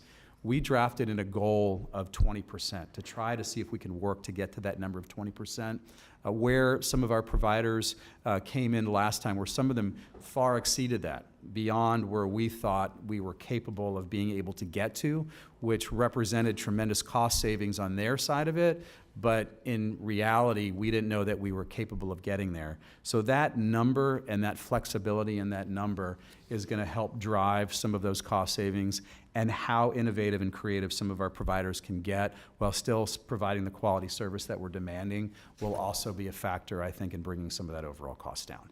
So the last slide, I think I shared with you just our scoring criteria. The two that I wanted to point out were just project approach and startup plan, where we've increased some points there. And then at the end on price proposal, to show that we were going to put a little bit more emphasis on both of those two areas based on some of the feedback that we got from the board at our previous meeting. And Madam Mayor, Commissioners, that is our presentation for you today, and certainly any feedback that you would like to provide us, we're happy to take that and include that. Thank you. It was a very good presentation. I'd like to recognize the Vice Mayor at this time. So Todd, when you talk about project approach and startup plan, this is the thinking outside the box question? Correct. And we definitely need more innovation. And when you hear also maintenance plan and facility, how does that increase or decrease depending on if we're supplying the facility and they're leasing it? Well, one thing I would just point out, I mean, the maintenance plan is an incredibly important part of this contract because our providers are responsible for the maintenance of those vehicles from the time they get it to the time that they turn it back. We may, depending on the facility component and whether or not we are able to land the facility component of this, be able to adjust that point number slightly on the facility side. But really, the question is always about, do they meet the minimum criteria for the facility? And I can tell you the first RFP that we went out to under this a couple years ago, none of the providers that really came back and met the need for the facility that we were looking for. So that's why we've been thinking about this a little bit more. So that number could change slightly depending on whether we get that under contract. So that's another cost that's going to be borne by the county is the facility itself. Well, it's a cost that's currently borne by the county because we are reimbursing our providers for the cost of that. Right. But the savings that we can bear is if, for example, a provider may only be able to lock in a 5-year deal for a facility because that's the extent of the contract that they know they're entering into. Whereas the county knows that we have a longer term need on this, so we could look at a 15 or 20-year lease and negotiate a much better deal and create a more constant on that number instead of some of the fluctuations that we're seeing with some of our providers. Okay, I may have more questions, but I'm going to go ahead and. That's quite all right. It's a workshop. Commissioner Woodward. Thank you, Mayor. Can you go on slide 14? We have the U-Serve and the lift. You want a cookie? Are these services, one or both, able to actually do full ADA service? Lou, did you want to answer that one? Sure. So UServe is using Uber, Lyft type vehicles, so it's people just like Uber and Lyft. The thing is that they're compliant with the drug and alcohol testing, the background checks, things like that, and they provide door-to-door transportation. So UServe is similar to Paratransit Connection, but just not using our buses. So it's a TNC model that Uber. So what is it that our Paratransit Connection buses do that UServe does not? We have wheelchair accessibility. Okay. The wheelchair accessibility, and we're level 2 background check too, to make sure we do the Division of Senior Services, and we can take our seniors. So the level 2 background goes a little further, but that's the difference. It's really the mobility differences and how we do that. Yeah. Because we have, it's showing on this chart, only 15% are able to use that service. So I see that the disability restricted, would that be the wheelchair accessibility part of it? Mostly mentally disabled. They don't have the cognitive ability to. So UServe, you have to have the app. They text you to let you know that you're looking for a white Honda Civic. You're looking for a gentleman named Jim, and they have to have that cognitive ability to find that vehicle and utilize it in that manner. Okay. We have mental disabilities, also disability restrictions as far as we have people, seniors that can't crouch down and get into cars, and they have to use our paratransit vehicles or the mobility aids. They have wheelchairs and things like that. So it's really that disability focus. Okay. And the last one that's listed here is refused or opted out. Right. So right now, because UServe and Lyft do not have the ability for wheelchair accessibility, according to the FDA, the Federal Transit Administration, and the ADA law, we have to offer equitable service to everyone that we provide service to, which means all of us could probably get on Uber, and an Uber can be downstairs in 7 minutes. If you're in a wheelchair. Okay, but I'm curious about that category because disability restricted would cover that. Refused or opted out, that's a different answer. So yes, and the refuse or opt out is because of that equitable part where we can't force people to use it, so they can say no to it. I want to take Paratransit Connection. They're just not comfortable. Someone that's visually impaired is not comfortable riding a TNC or an Uber or Lyft because they feel as though we had it happen 2 days ago. Someone that was visually impaired used a Lyft operator. The operator took them 3 minutes away from where they were supposed to be and wanted to drop them off and just leave them in the middle of nowhere. And it happened. And then she had to call the police and all that. That's different than Paratransit Connection. They can call Paratransit Connection. We can make sure we know where the vehicle is. So the trust in that is not quite there either, and we can't force them to use it because of that equitable part of it. Is there a part where we can require UServe or Lyft to do better? Not drop someone off 3 minutes away that can't see? We can, and we remove that driver from the system, from our system. But I have several people that are visually impaired. They don't trust that portion. There's seniors that just say, I don't want that, or I don't want my father on that. I'm going to refuse that, or I don't want my child on that. 20 years old child, whatever. I don't want them on that. And right now they can choose to do that, especially with ADA. With so much being ADA right now, they can refuse that type of service. So, with Connection Plus, we could look at it as something different, where we can say, this is what we're offering you. ADA, it's a little bit different. So, Commissioner, one of the things that I wanted just to add to what Lou just mentioned was that we are having those conversations with UServe nationwide, and the stance from the FTA and Florida Department of Transportation has been that they want to provide the services to customer by choice. So they are making that decision whether they want to use an ADA accessible vehicle and or one that is non-ADA accessible. And that's why we have identified that 15% of those folks who could use the service, but we're also looking at the possibilities of adding wheelchair accessible vehicles such as taxis. We're having conversation, Mr. Blaylock had conversation with the folks at UServe to see if they can provide that same level of services also for those folks who may require a wheelchair, but they have the ability to access an app and schedule those trips as well.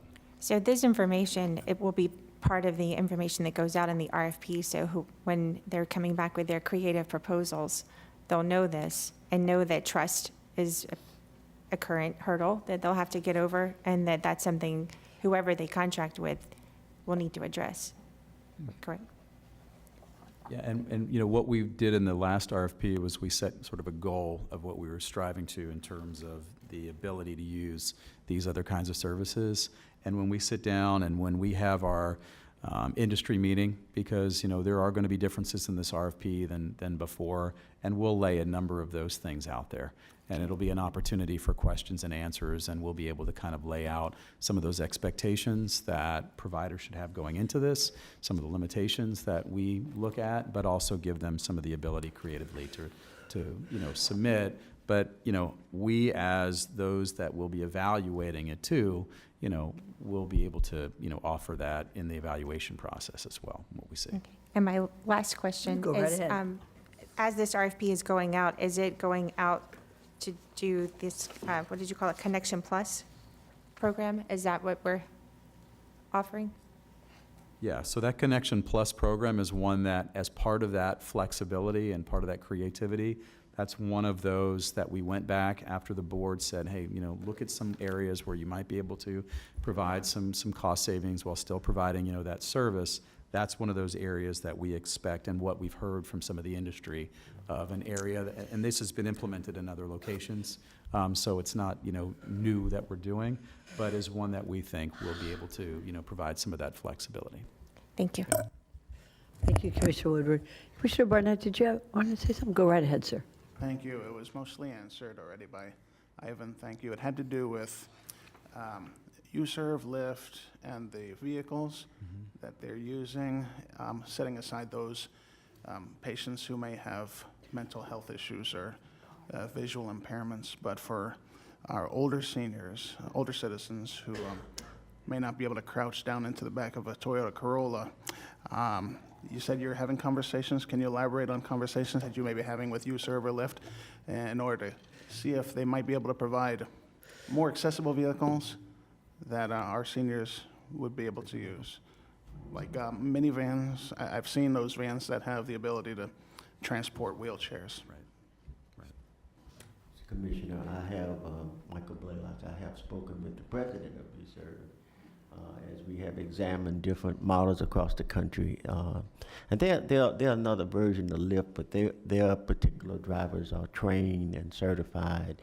And what we usually see with U-Serve drivers, these are people who really want to do this. They want to take grandmother to the store. They want to take granddaddy to the doctor. So it's a different core of people in terms of that provide that level of service. But I have spoken with him, the president, and I have put our local representative for U-Serve to meet with the staff, and they're starting the conversations now.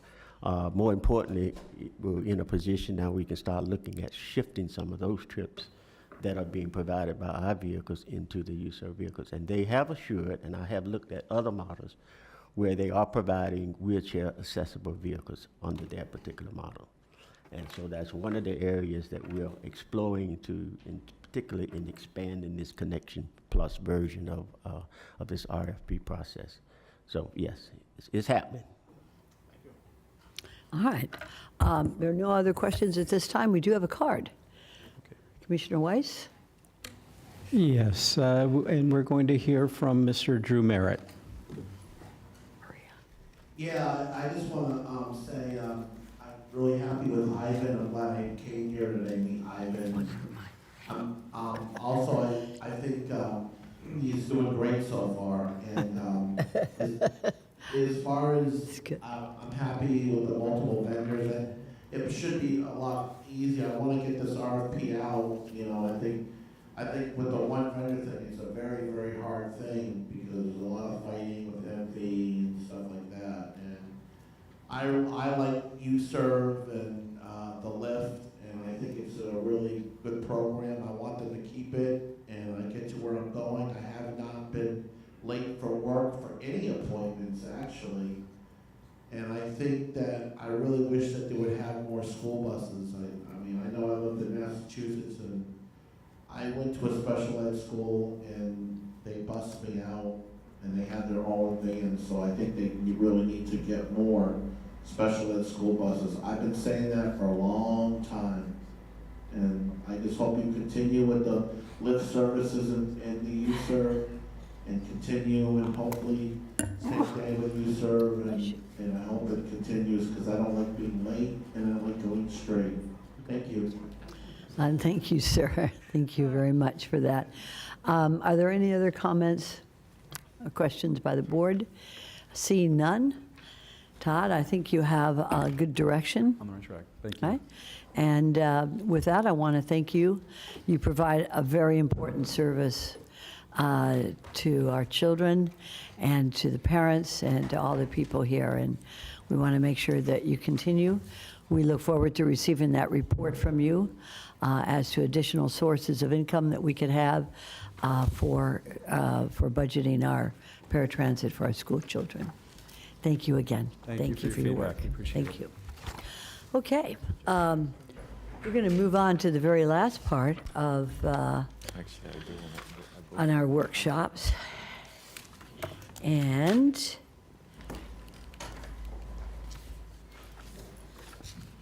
I can find my paper, let me borrow your agenda if I could. Here it is. If I could.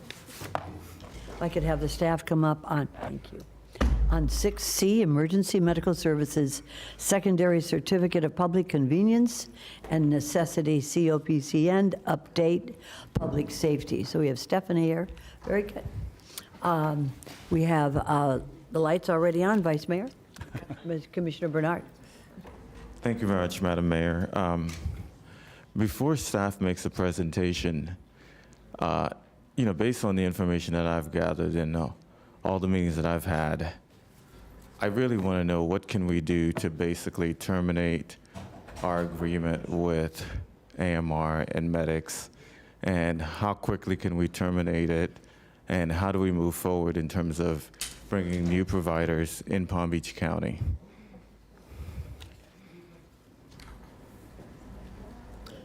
So to that question specifically, we have a license that has been issued to 3 providers in Palm Beach County, AMR Medics and the Healthcare District.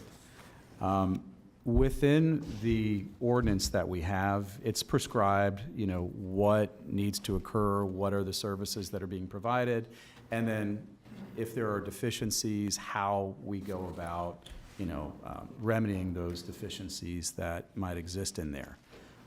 I would point out, and so there's a process for doing that.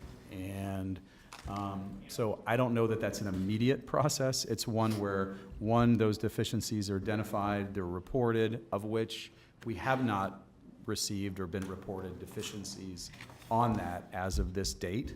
But when we get those, the staff goes through that process with the providers to try to remedy that, and they're prescribed certain timeframes in order to correct those within the agreements that we have and within the ordinance that we put forward. So I don't know that there's a way to do it on an immediate perspective, and maybe Stephanie can kind of add a little bit to that. Yeah, and so there would have to be cause by which we would need to terminate their contract.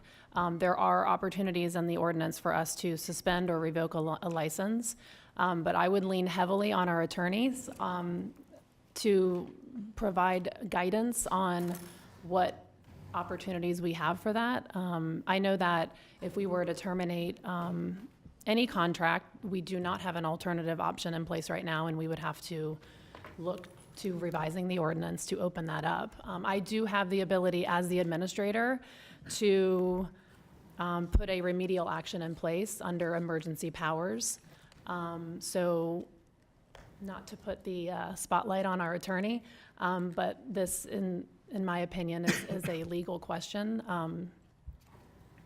So if she's allowed to. Would you like to hear from the attorney? Yes, good Commissioner morning. Bernard, would you like to hear from the attorney? Go right ahead. Identify yourself, please. I don't know who you are. I would concur with what they said. I think that Could you state your name, please? I'm sorry, Sharon Burrows for the Palm Beach County Attorney's Office. Very good. Thank you. I think that we would know, there's a process in the ordinance that sets forth how we have to cite them for violations, and then the enforcement process that's set forth in the ordinance. I think we would need to follow that. Thank you very much, Madam Attorney. In regards to how do we, if, let's say there's a process, but how do we can we open it up and bring in additional providers? And how quickly can we bring those additional providers if we're not going to terminate that the COPC and currently for AMR and medics? If I may, Mayor, turn to a slide that provides a timeline that we put together, a very aggressive timeline of the steps and actions that need to take place in order to do what Commissioner Bernard has asked. Would Commissioner Bernard, just one second, just a second, let's take a pause. Commissioner Bernard, would you like to hear the presentation first, or would you like to go immediately to that slide that's part of the presentation? I think the Vice Mayor's got some questions, so I'd love to hear her questions, and then so now we can kind of like figure out what's the best way. Okay. Then Vice Mayor Marino? I'm going to take a deep breath. I'm going to describe a personal experience, and I'm going to remind folks on the dais that this was 3 years ago. This was a process we went through. I was on the losing side when I said we should bring in other providers. And today I am absolutely adamant about that. And I will tell you why, because I had met with staff and staff was sort of, I'll let staff explain where their position was. My position was, we need more providers, but if staff thinks it's better that we wait, then we wait, because I always like to take staff's side. My father, as you all heard me say last week, his 92nd birthday was Sunday. And on Sunday, my dad fell and severely hit his head. And we called 911, and 911 took him from our home to Jupiter Medical Center. Jupiter Medical Center, after doing some of the tests, says your dad has a brain injury and a trauma, and he needs to go to St. Mary's. And we need to call a transport. Now, it's not 911, it is a transport. It's a trauma transport, but it's a transport. And that'll take about an hour. Transport was there, and it was AMR, and it was about an hour. And my mom, I'm sorry, I'm a little shaky. My mom rode in the ambulance with them, and I rode behind. There was one paramedic and one driver. That's all that was on the transport, 2 folks. One paramedic, one driver. The paramedic sat in back with my dad and my mom. Remember, my mom's 89. She crawled up into the back of the ambulance. The paramedic said to the driver, "Be careful." Now, meanwhile, the lights and sirens are on, and she's going fast. And my mom says, "Why would you tell her to be careful? Isn't that, don't you take that for granted?" And then my mom looked up, and the paramedic had one hand on the wheel, and in the other hand, she was holding her cell phone, looking at a map for traffic. That's disgraceful. When we talk about texting and driving and distracted drivers, I see mouths open in the audience. This is true. This is what happened this weekend. My father's life was hanging in the balance by somebody driving an ambulance with its lights, its sirens, and going fast with a distracted driver.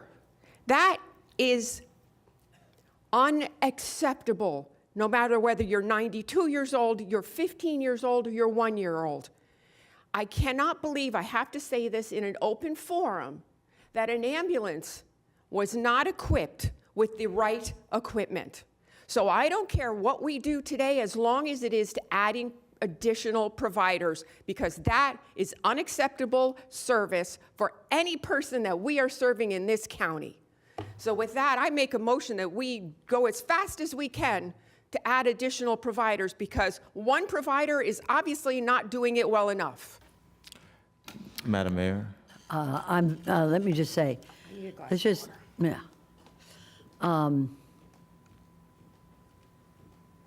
just, I'm very sorry that it happened, Vice Mayor, and we will proceed. With that, Commissioner Bernard, you're recognized. Thank you very much, Madam Mayor. I know you have a timeline in regards to opening this up. This one provider or with AMR Medics is not working. We need a quicker timeline to bring the additional COPC in. I believe that we need to have something before the end of this year. And so for me, I just believe that we need to do this ASAP and we need it on the street. And, you know, I don't want to hear about all the other things that cannot be done, but this is important. This is a matter of the welfare of our residents, and we needed to do it immediately.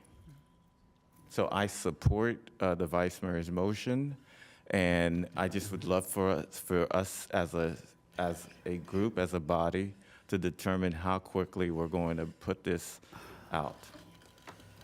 I'm so sorry. I'm so sorry. Mr. Butler, can you respond to Commissioner Bernard's So if we inquiry? could, I mean, maybe just Your to- timeline, Yeah. we need a Yeah. quicker timeline, and we need it. Mayor. So- Hold on. Commissioner Woodward, did you want to interrupt and say something in this regard? All right, I'm gonna allow you to do that. Go right ahead, Commissioner. Thank you, Mayor. I just wanted to, I wasn't on the board when this was voted the first time, and as I understand, you know, at the time, AMR and Medics were supposedly two different companies, so we weren't sole sourcing this, but they have since become one. We only have one. And in my opinion, it's not a legal opinion, that's an extenuating circumstance that should give us the right to expedite this process. It's our ordinance, and it wasn't, even when it was voted on 3 years ago, there were two, and now they've become one, and I would like to know legally, does that give us any grounds to expedite this? Because that's not what was intended at the time, and that is what we have.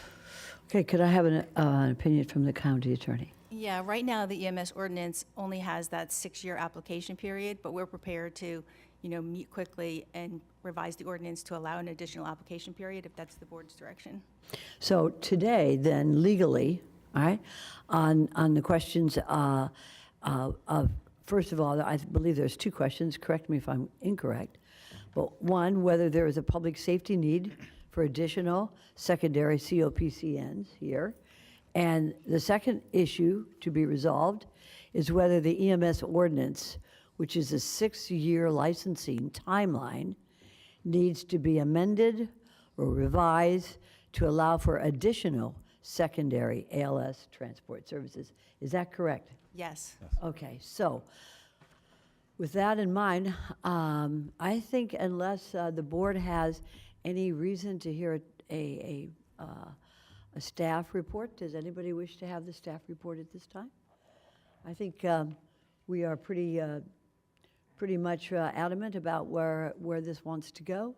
So I'm going to open up the board. We can. How many cards do we have, Commissioner Weiss? The question I'm going to ask the board is, should we hear the cards first and then go into a discussion? Of course, if anybody has an issue right now, we can bring it up. Okay, so let's do this. Let's, we have 11 cards. Commissioner Moreno, can you do the time? Do you feel like? We can. Better be in support, that's all I can say. Okay. Set the clock for 3 minutes. And when you're ready, wait a minute, just 1 second. Okay, very good. Commissioner Weiss, go ahead and read the cards, sir.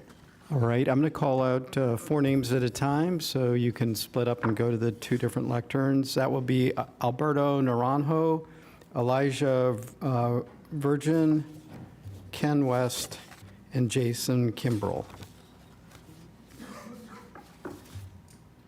Okay. Gentlemen, we have 2 podiums. So I heard 4 names. I see 2 people. The other 2 will be excused unless you can come on up, folks. Very good. Thank you. Sir, you're recognized. State your name and your company, and the clock will start. Thank you, Madam. Am I on? Okay. You're on. Thank you, Madam Mayor and the Commissioners. My name is Elijah Virgin. I am the EMS liaison for Palm Beach Health Network. That's the tenant hospitals in Palm Beach County. From north to south, that's Palm Beach Gardens, St. Mary's, Good Samaritan, Delray Medical Center, and West Boca Medical Centers. We work with AMR on a daily basis at all of our facilities. We just wanted to make sure that it was known from our review of data supplied by AMR. We support having more access for capacity of private ambulances in this county. So another company, if that would be the fix, we support that, and we are supportive of the EMS Advisory Council's recommendation as well. Very good. Thank you, sir. Thank If you. any commissioners have any questions for any of the speakers, put your lights on. But right now, I don't see any lights on. Thank you, sir. Sir, come on up, state your name. Jason Kimbrell, I'm a resident of Jupiter Farms. I'm represented today. I'm Jason Kimbrell, Chief Executive Officer for HCA Florida Palms West Hospital. Also with me is Ken West. Our 3 hospitals are the 3 hospitals within Palm Beach County that HCA operates. Nearly 184,000 patients enter our ER each and every day that oftentimes require transports, just like Commissioner Marino spoke about earlier. I'd be remiss without acknowledging this is a very challenging county to operate EMS services. With nearly 20 years prior to HCA, I served as an EMS chief, flight paramedic, firefighter paramedic. This is very challenging. The fact that we have, I believe, the world's greatest fire rescue division across the state of Florida, and I've worked in 6 counties, that is providing the stability right now. AMR's got a tough job. Across Florida, where HCA operates, in these types of similar situations, HCA has been successful in adding value to the system by operating under a limited COPCN that would allow our hospital systems under a limited COPCN to mobilize an ambulance, just like Commissioner Moreno in your scenario. We would be able to mobilize and transport. And as you all, it seems like it's fairly unanimous at this point, we would ask that you consider the opportunity for healthcare systems within our community to operate a limited COPCN in addition to any other general COPCNs that you may consider. For that, thank you so very much. Appreciate it. Sorry, just hold on just one second. I have a question. Yes, ma'am. Okay, so you represent a hospital, Palms West? Yes, ma'am. Okay. And sir, do you have your own transport system there at the hospital presently that is operated by the hospital? No, ma'am, we're 100% dependent upon AMR. When we have a critical transport need, just like in Commissioner Marino's scenario, we are held to help captive of AMR. And unfortunately, that's a tough spot to be in. And so for us, we would go through the standard process to receive a COPCN, get a license with the state of Florida, Bureau of EMS, and operate an ALS and BLS ambulance, which is consistent with what we've done in various different parts of the state of Florida today, adding value to the overall system, making the community as a whole safer. Very good. Hold on just one second, sir. Vice Mayor Marino. Thank you, Mayor. When you talk about a limited COPCN, you're talking about transporting between your facilities, correct? Yes, ma'am. And anything, but is there anything beyond that? It would simply be the emergent transports, as in your unfortunate situation. And when we have a patient on the floor that needs to be moved to a skilled nursing facility, or if it's a pediatric patient that needs to go to Orlando for cancer care, we would be able to mobilize that immediate transport to move that patient out of the floor, off the floor to the next level of care, and then allow another patient to come up from the emergency room. Just makes the overall system flow. So then, in fact, it's not just between your 3 hospitals. There are opportunities or reasons where you might move somebody somewhere else. Yes, ma'am. It could be to an LTAC. It could be to St. Mary's, just like in your scenario. It could be to a behavioral health facility as well. It can be outside the area to Miami for cancer care. those types of situations, which is really the biggest void right now as we see it, those immediate and emergent transports for which operating a limited COPCN or healthcare systems within the county, having that ability would overall strengthen the overall county from a public safety perspective. Thank you. Thank you. Thank you, sir. Commissioner Bernard, hold on just one second. Just, Yeah. sir, just in case any commissioner has a question for you. Oh, absolutely. All right, Commissioner Bernard, you're recognized. Thank you very much, Madam Mayor. Stephanie and Todd, I'd like to, I don't understand this world. You know, some people can't even say COPCN right. So Jason mentioned this limited COPCN. How does that work? Would that work for our county? And the reason why I'm asking this question is I'm thinking from a hospital's perspective. If I'm a hospital and I have a patient that I need to transport, and, you know, for matter of safety, life, the welfare of that patient, I need to get that patient, our citizens, to another facility. So right now, we've created a, ordinance that says that that hospital's got to rely on this third-party person to transport that individual. You know, how does that work, and how can we do something better that doesn't hold that hospital to, waiting on someone to make that decision, or is it by bringing additional other providers, will that help? Yeah. So under the current ordinance, any hospital could apply for a COPCN and be a transport provider. But right now, if they wanted to come in, the only opportunity to do that, we would have to amend the ordinance. And there is opportunity in the pilot program area where we could expand upon that. Right now, it allows for innovation to be introduced into this county for services that are under a municipal or a county fire rescue department. We could expand upon that. I would caution, though, on expanding it too broad, because then that means at any time, a provider, healthcare provider in general, could come in, and I'm not sure if this board wants to see that at any time. I might limit it to, say, just hospitals, but again, I would want to also vet this through the EMS Council, this change. This is definitely something that, we've talked about as far as our EMS ordinance revision and expanding opportunities for innovation. But I don't know if you recall, years ago, we did modify the ordinance to allow for the healthcare district as a governmental hospital to provide interfacility transports. So there is potential. It's just, again, using the EMS Council and working with the industry, all the users of the system, to making sure that, whatever cascading effect there will be, whether positive or negative, this board has that information to make that decision.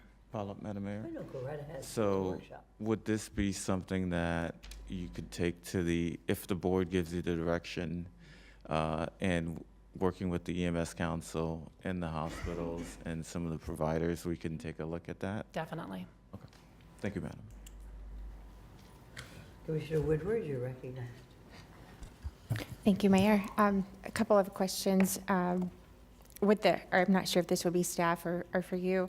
With the limited COPCN, you mentioned about taking patients from your hospital to another facility or back to their nursing home. Is there any option for reverse? If there's someone in a nursing home or someone who maybe needs to come for a procedure at the hospital, would you pick them up and bring them to your hospital instead of having to use AMR or whoever this would be? Certainly, if that latitude is allowed through the licensure or the COPCN, which you all would be able to modify that, certainly. And I appreciate the acknowledgement of how important throughput is and getting patients to the next level of care, because that is important. The life-saving injuries and movement of patients is what kind of catches your heart immediately, but there's a lot of emotion in moving patients from one part of their care plan to the next, and if you allow that, certainly we would look into that as well.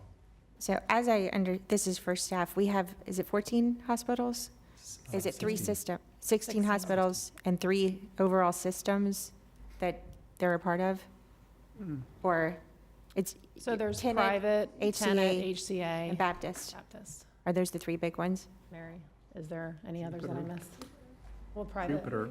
Oh, okay. Oh, and UHS. UHS. Or, Wellington, or Wellington.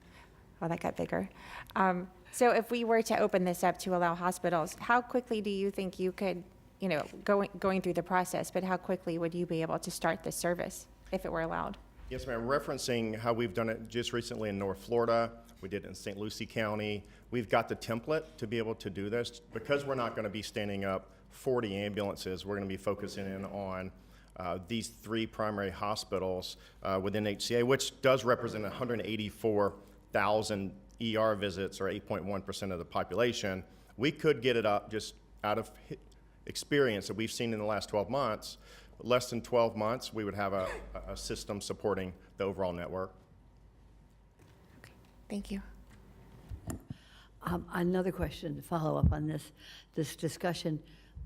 Presently, though, hospitals do not have COPCNs to transport emergent patients from one facility to another. For example, from Palms West to St. Mary's or to Delray, which, because they're trauma. So hospitals do not have that right now. Is that correct, Stephanie, also? That is correct. That's correct. We would have to do an ordinance change or revision in order to allow a hospital to get up to speed. Y'all don't have it right now anyways. No, ma'am. I would just point to precedent on the healthcare district. Okay. If I may clarify, so Absolutely. as part of the ordinance, the 6-year timeline, any hospital during that timeline, that when we open up the application process, they could apply for a COPCN. Have any No of hospital applied? other than the healthcare district has applied. And the healthcare district has that. But that Correct. takes care of one hospital. Correct. Lakeside? Correct. So that's- So if they We wanted, have numerous other hospitals here. yes. Okay. But if they wanted to do something immediately, the ordinance doesn't allow for that. So we would have to modify the language in the ordinance for them to do it outside of the current COPCN term, And it which would- ends June 30th of 2027. Right. But we would also need time for the hospitals to get up to speed, to get these trucks, these ambulances ready and going. And we could also say only for emergency care. That is not between one nursing home and another, so that we could open it up to other applications, right? Okay, thank you, sir, appreciate it. So much. Thank you. Sir, you're recognized, state your name. Thank you. My name is Alberto Naranjo. I'm here representing eCare Ambulance. Just want to say thank you to Madam Mayor and the commissioners. I want to echo everybody's comments. We do support opening it up. eCare is owned by a resident here in Palm Beach County, and he has taken his expertise to Monroe County. And what we've seen is the same story that's going on here. We've seen a success story in the sense that the quality and the timing of transports has increased. When we first got to Monroe County, the wait time was over an hour. At this point, our ETAs are about 19 minutes. On top of that, there's been good equipment, better services. I think competition just opens it up to have better services all around. The only thing I would point out that wasn't talked about so far is that the county's growing. There's many hospitals coming into the county, not just HCA. There's about 4 different hospitals that are planning to come to the county very soon. There's Baptist, Universal Health Services, Jupiter Medical Center, NYU. They all plan to open up new facilities here. And I think that with new facilities and more growth, I think you need more vendors to support the need that's already here in Palm Beach County. Thank you. Sir. I have a question. Who's the owner of your company who lives here in Palm Beach County? It's Mr. Serrano's. He's sitting over here. He's been a resident for over 7 years. He's operated transport companies in Palm Beach County as well. And the second question is, how many hospitals are in Monroe County? Right now, there's Baptist and Lower Keys Hospital. Monroe County is a little bit of a different. 2 or 3? Yes. Okay. 2, yeah. Thank you, sir. No worries. Sir, you're recognized. Give us your name. Good morning. Thank you, Madam Mayor and Commissioners. I'm Ken West. I'm the CEO of JFK Hospital based in Atlantis. I'm a resident of the Pine Tree community in West Boynton as well. I would like to just echo the comments of my colleague and add a little context to our system as well. We talk about the hospitals also, and we do have 3 here in Palm Beach County. But we also do have two freestanding emergency rooms and plan to add more in the future, as well as ambulatory surgery centers and about 24 urgent care centers. You know them under the name of MD Now. And so to have this ability along with dozens of physician clinics gives us the ability and flexibility here in this market. For us, we see about 28,000 admissions here in the county just at our hospital at JFK Main proper. It's the largest hospital in Palm Beach County and the busiest. We also treat about 22,000 patients who are brought to us via EMS. And we see about 90,000 emergency room visits as well. And so we recognize that we create a lot of the demand on the system. And so our goal is to make sure that we are part of the solution of adding capacity to the system as well to make sure patients get transported. You may not have a full appreciation for a lot of our systems, but we oftentimes bifurcate or stratify services across those facilities as well. So in Jason's case, he has obstetrics and pediatrics. A lot of your high-end tertiary complex surgery for adults takes place at the JFK Main campus, and psychiatric care takes place at JFK our North campus of the hospital.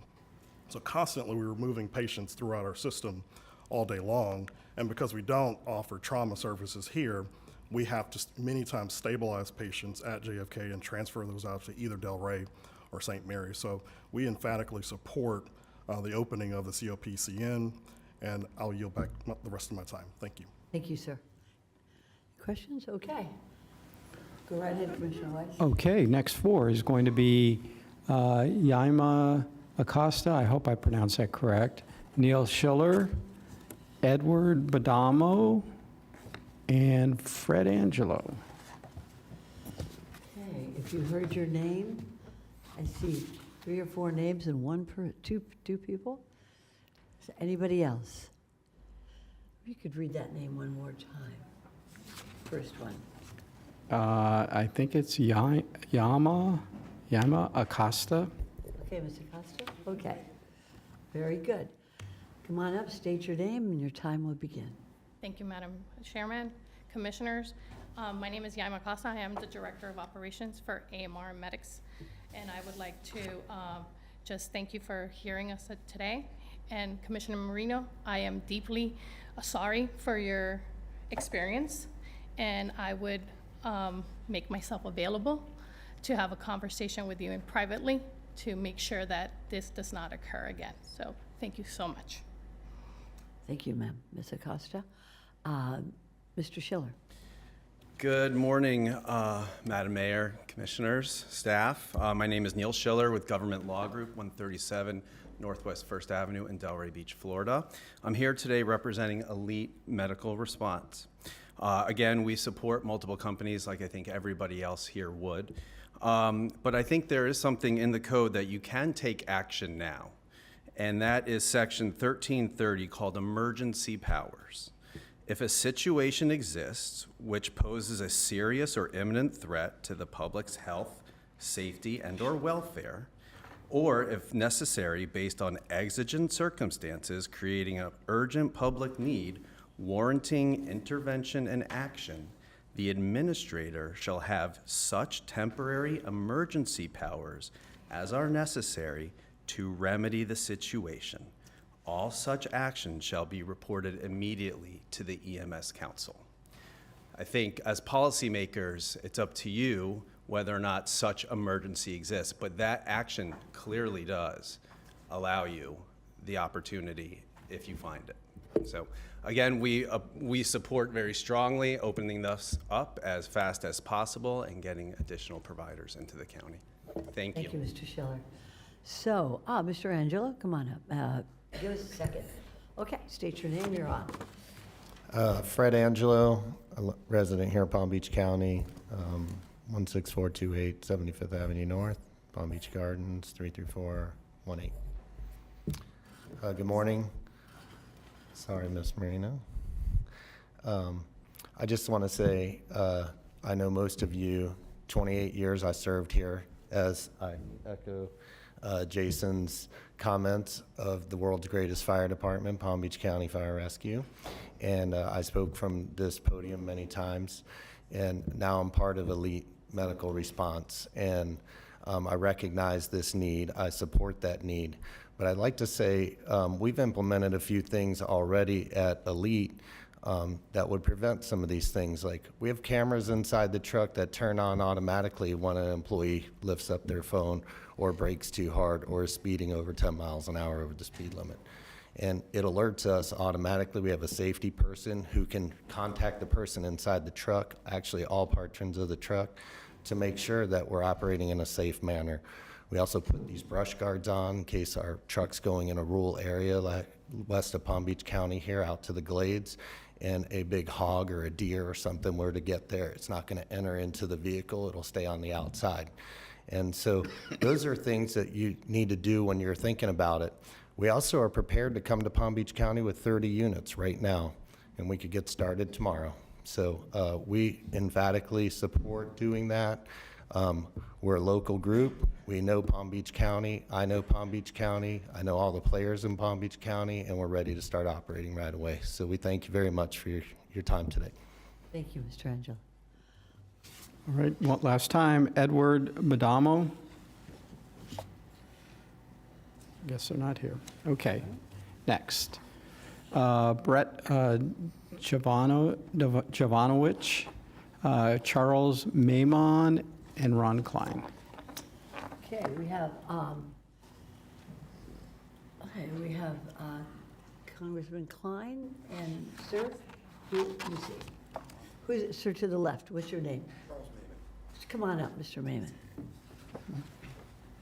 Mayor, Commissioners, good Hold on afternoon. just 1 second.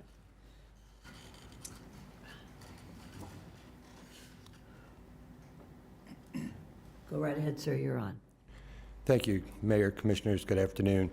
I'm speaking on behalf of MCT Express Incorporated, doing business as All County Ambulance. In 2021, our organization was vetted and recommended by the EMS Council to be a provider in Palm Beach County. I wanted to, first of all, say to you that we appreciate your position in this, and that our organization in 2021 was prepared. Currently, our organization serves 27 counties in Florida. Basically, we blanket the East Coast from Monroe County up to Duval County, actually as far north as Nassau County. We have 280 vehicles licensed by the state of Florida, and we are prepared to step in immediately. We have the vehicles, the depth of management, and we have all of what is necessary to get the job done immediately for Palm Beach County in a safe manner. We were prepared in 2021, and we're prepared to do it today. And we just want you to understand that we are very immediately prepared to step in. We are, we're on to the south, we're in Broward County, and then, Dade and Monroe to the south, and certainly we go Martin, St. Lucie, Indian River, and north into Central Florida and Northern Florida from there. Thank you for your time. I have a couple of questions, Mr. Maimon. You said Monroe County. I heard from a company here Mr. Sedano lives here in Palm Beach County, that he also covers Monroe County. How many, does Monroe County have a couple of COPCNs? Commissioner, they have quite a few, Mayor, I'm sorry. They have quite a few COPCNs out in Monroe County. Yes, ma'am. And another question I have for you is, you were operating here in 2021? Is that correct? We had, in 2021, our organization applied to be a provider here in Palm Beach County. We put the application in. We were vetted, and there were 4 applications, actually there were 5 applications, including the healthcare district at the time. There were 4 other private providers that applied. Of the 4 other private providers that applied, our organization was the only one that was vetted and approved by the EMS Council. Very good, thank you, sir. There's no other questions, then we can proceed to the next card. I think this is the last card, is that correct? It is. Commissioner? Okay, we're going to start the clock when you come on up, Congressman. Go right ahead. Hi. Hi. Good afternoon. Good morning. Nice to see everyone. My name is Ron Klein. I'm representing AMR Medics. First of all, of course, what happened that Vice Mayor Marino mentioned should not happen under any set of circumstances by any company. So we will look into it, and we do apologize for that, of course.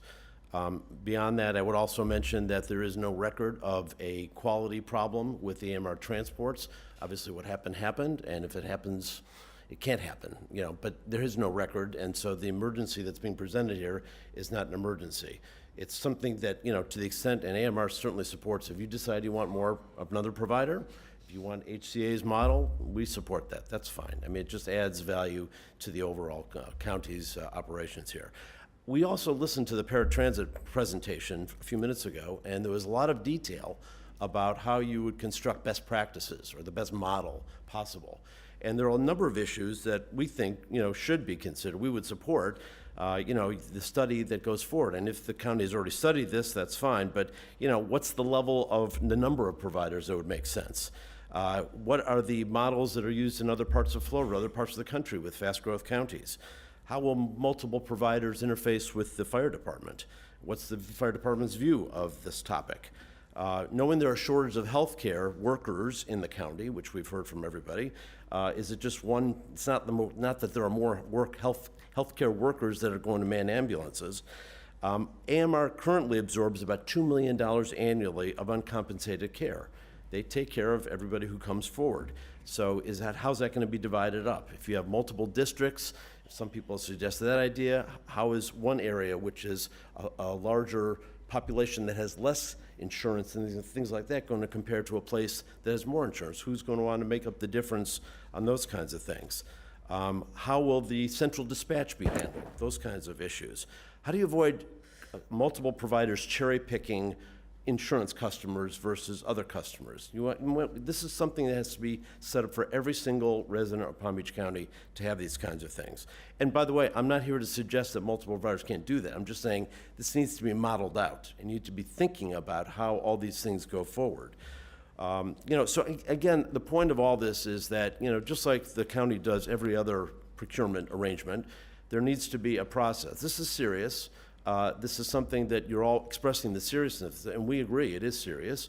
At the same time, it's a serious system that has to be thought through, and you want best practices to move forward. There's another COPCN coming up in 2026 for 2027. There's certainly an opportunity to add another one right now, just to, you know, if you feel it's necessary, we support that. That's perfectly fine, and as I said, HCA's model is fine as well. But we also think that it would be important to take the time with the staff and with the providers and with maybe look outside the county to see what the best practice model would be. Thank you so much, Congressman. Thank you. Any questions? Yes, we do. Vice Mayor Marino.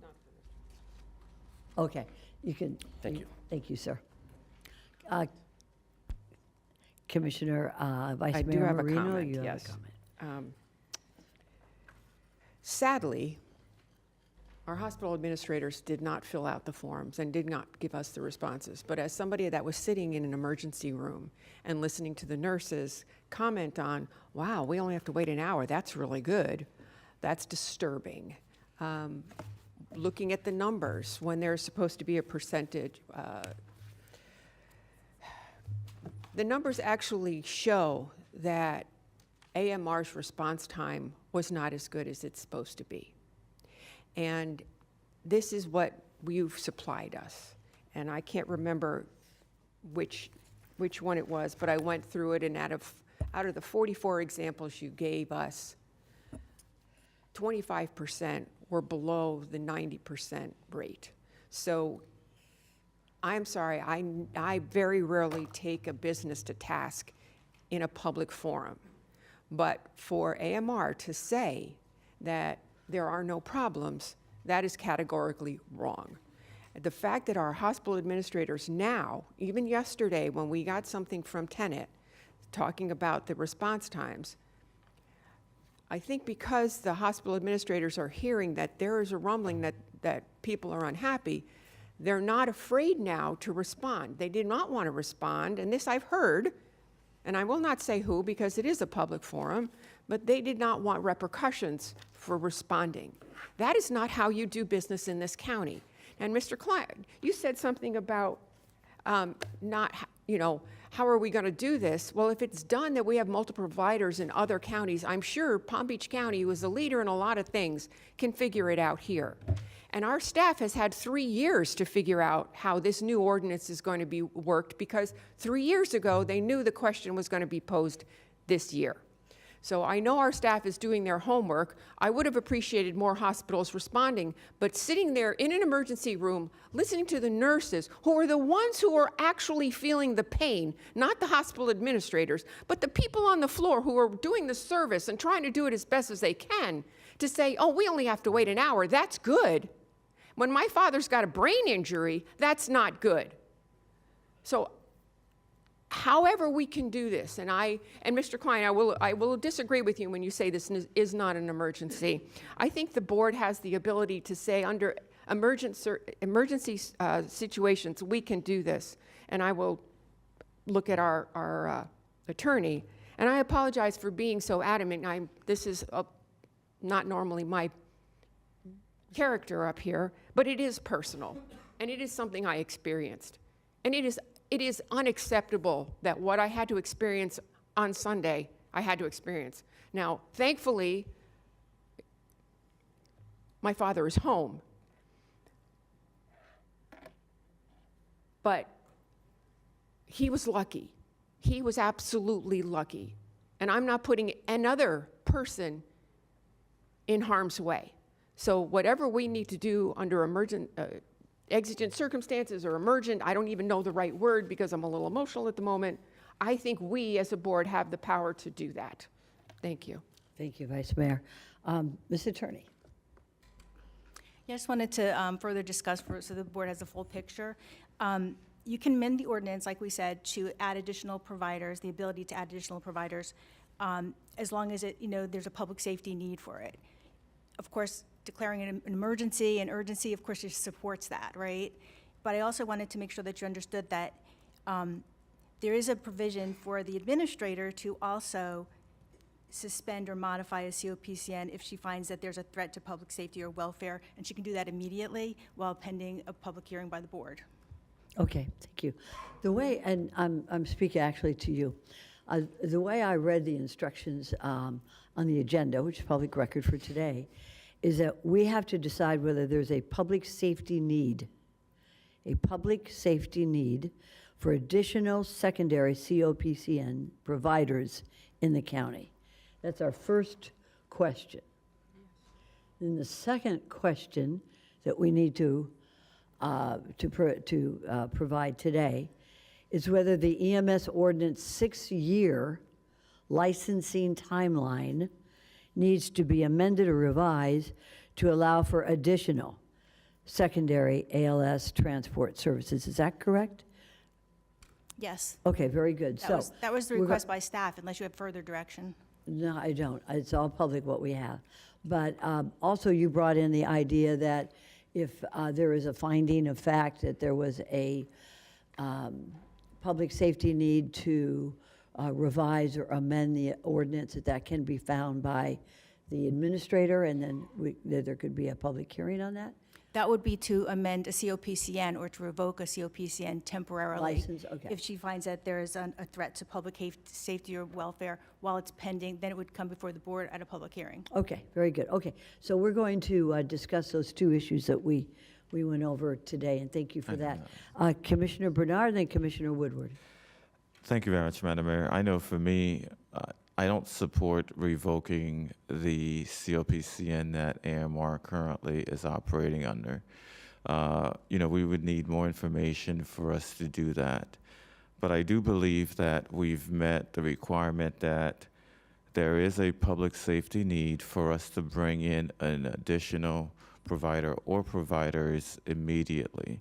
So my motion would be for us to add additional providers based on the public safety need, and also for us to amend the 6-year requirement to for the AMS Council and staff to work on to bring back amended the COPCN for us to add additional providers. But I do believe that we do need to add the additional providers immediately right now. Thank you, Madam Mayor. Commissioner Bernard, I just have to question. The second issue that you were answering is whether the 6-year licensing timeline. Do you have a recommendation on that, sir? Madam Mayor, I believe that I'd love for staff, if we can bring something by before the end of this year. Stephanie? Yes, we could bring something back to this board. If you want to flip to the timeline, Mary, that we had, we can push those dates up. And I was just kind of quickly going through, as long as it's within our legal power to do so. I know there's timelines associated within the ordinance that outlines when we can post the application, how many days it has to be posted. So those are things that, you know, again, trying to move it aggressively along as quickly as possible, you know, those are changes that we would have to make to the ordinance.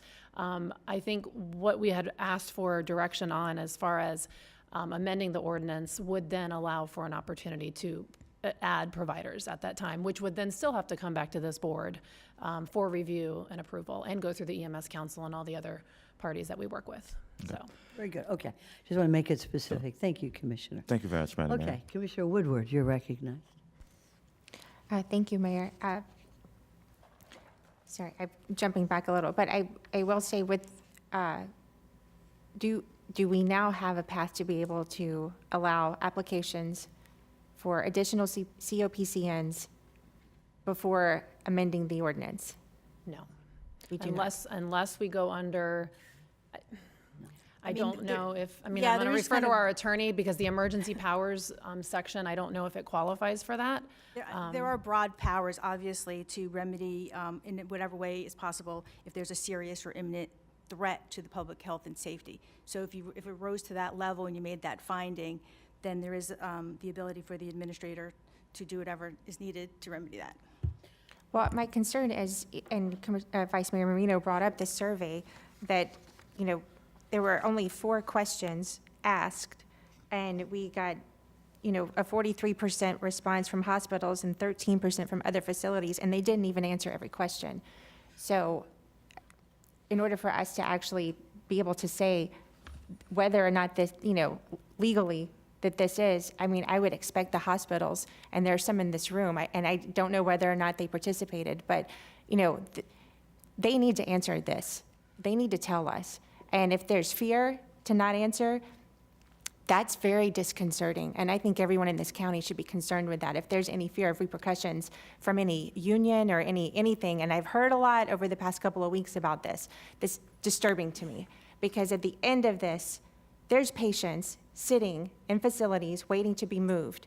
And there's this whole notion of being on time because of contracted times. And I've asked, and I've asked, and I've asked, and no one can give me a straight up answer. How long is the contracted time? I want to know, not are you within 10 minutes of the deal that was made when you told them they could get there in 4 hours? That person's still sitting there for 4 hours. So this notion of on time because you negotiated a longer time does not give us the answers that we should be making decisions on. So I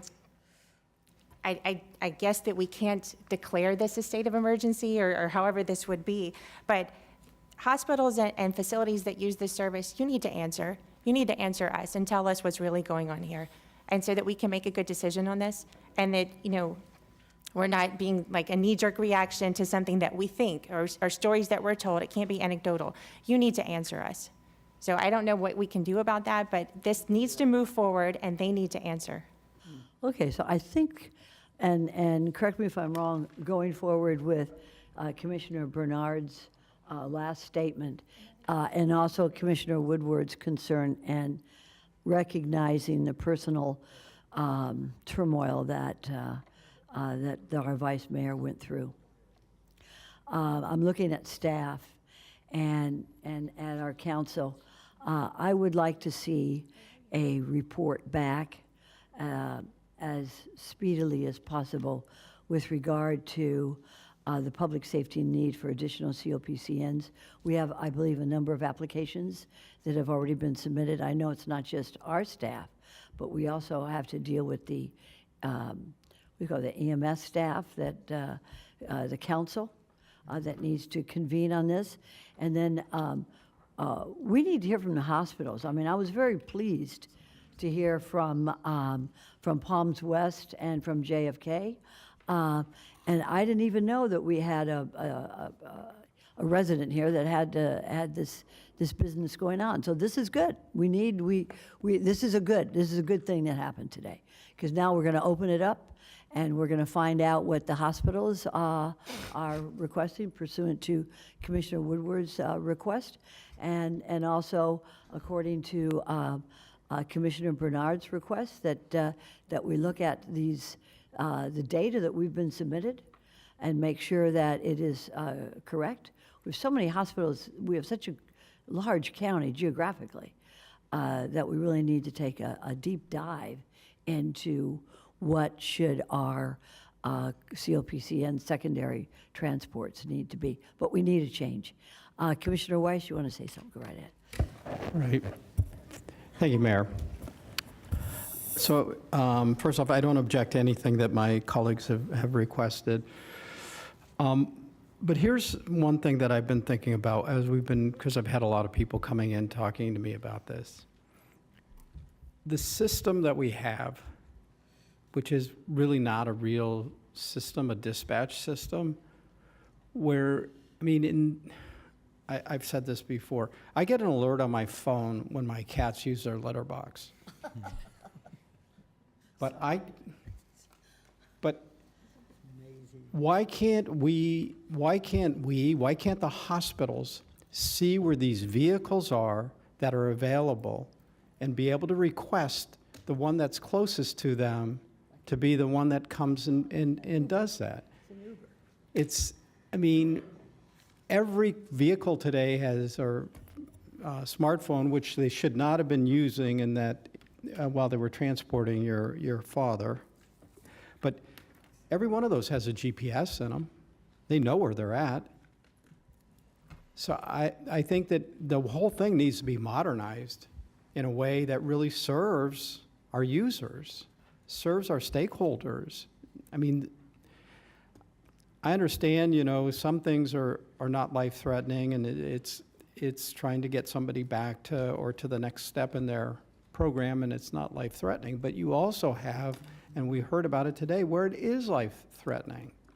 It shouldn't take a hospital calling down a list of numbers to find the closest person, because they may not get to that next person. Somebody said, I'll be there in 20 minutes. Well, now they're waiting 20 minutes for them to show up. Well, at 15 minutes, maybe there was somebody that could have been there in 10. But they'll never find that out, and that could have been somebody else's life. And I think the whole thing, I think, needs to be looked at and how we really provide a system of care for folks.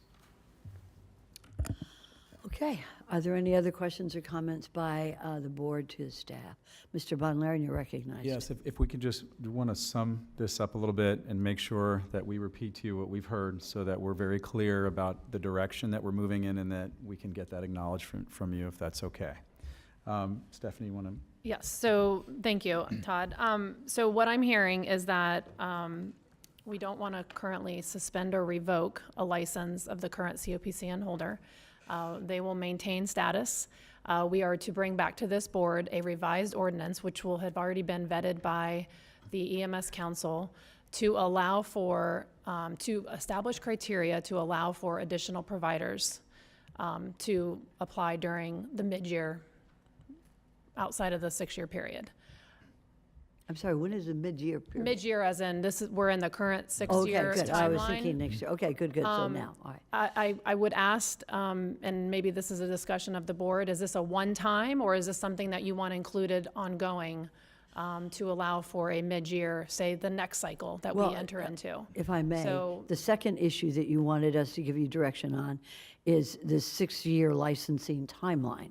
So why don't we, you're shaking your head. Yeah, Tell me, no. Stephanie, let's have a conversation. Yeah, so the opening, modifying the timeline right now to allow for almost another application process to go through, the COPCN, would allow for a new provider to come in now, within the next 6 months or whenever, as soon as possible. That is already modifying the 6-year timeline. So the We're 6-year. already doing that. So we wouldn't do it again. Okay, good, Yeah. good. And it would obviously be done as we identify the public safety need. Very good. But the question has come up, because we've discussed this over the last several years, we knew we were gonna have to present this to the board, and the discussion has come up, do we want this one time, or do you want this something that's ongoing?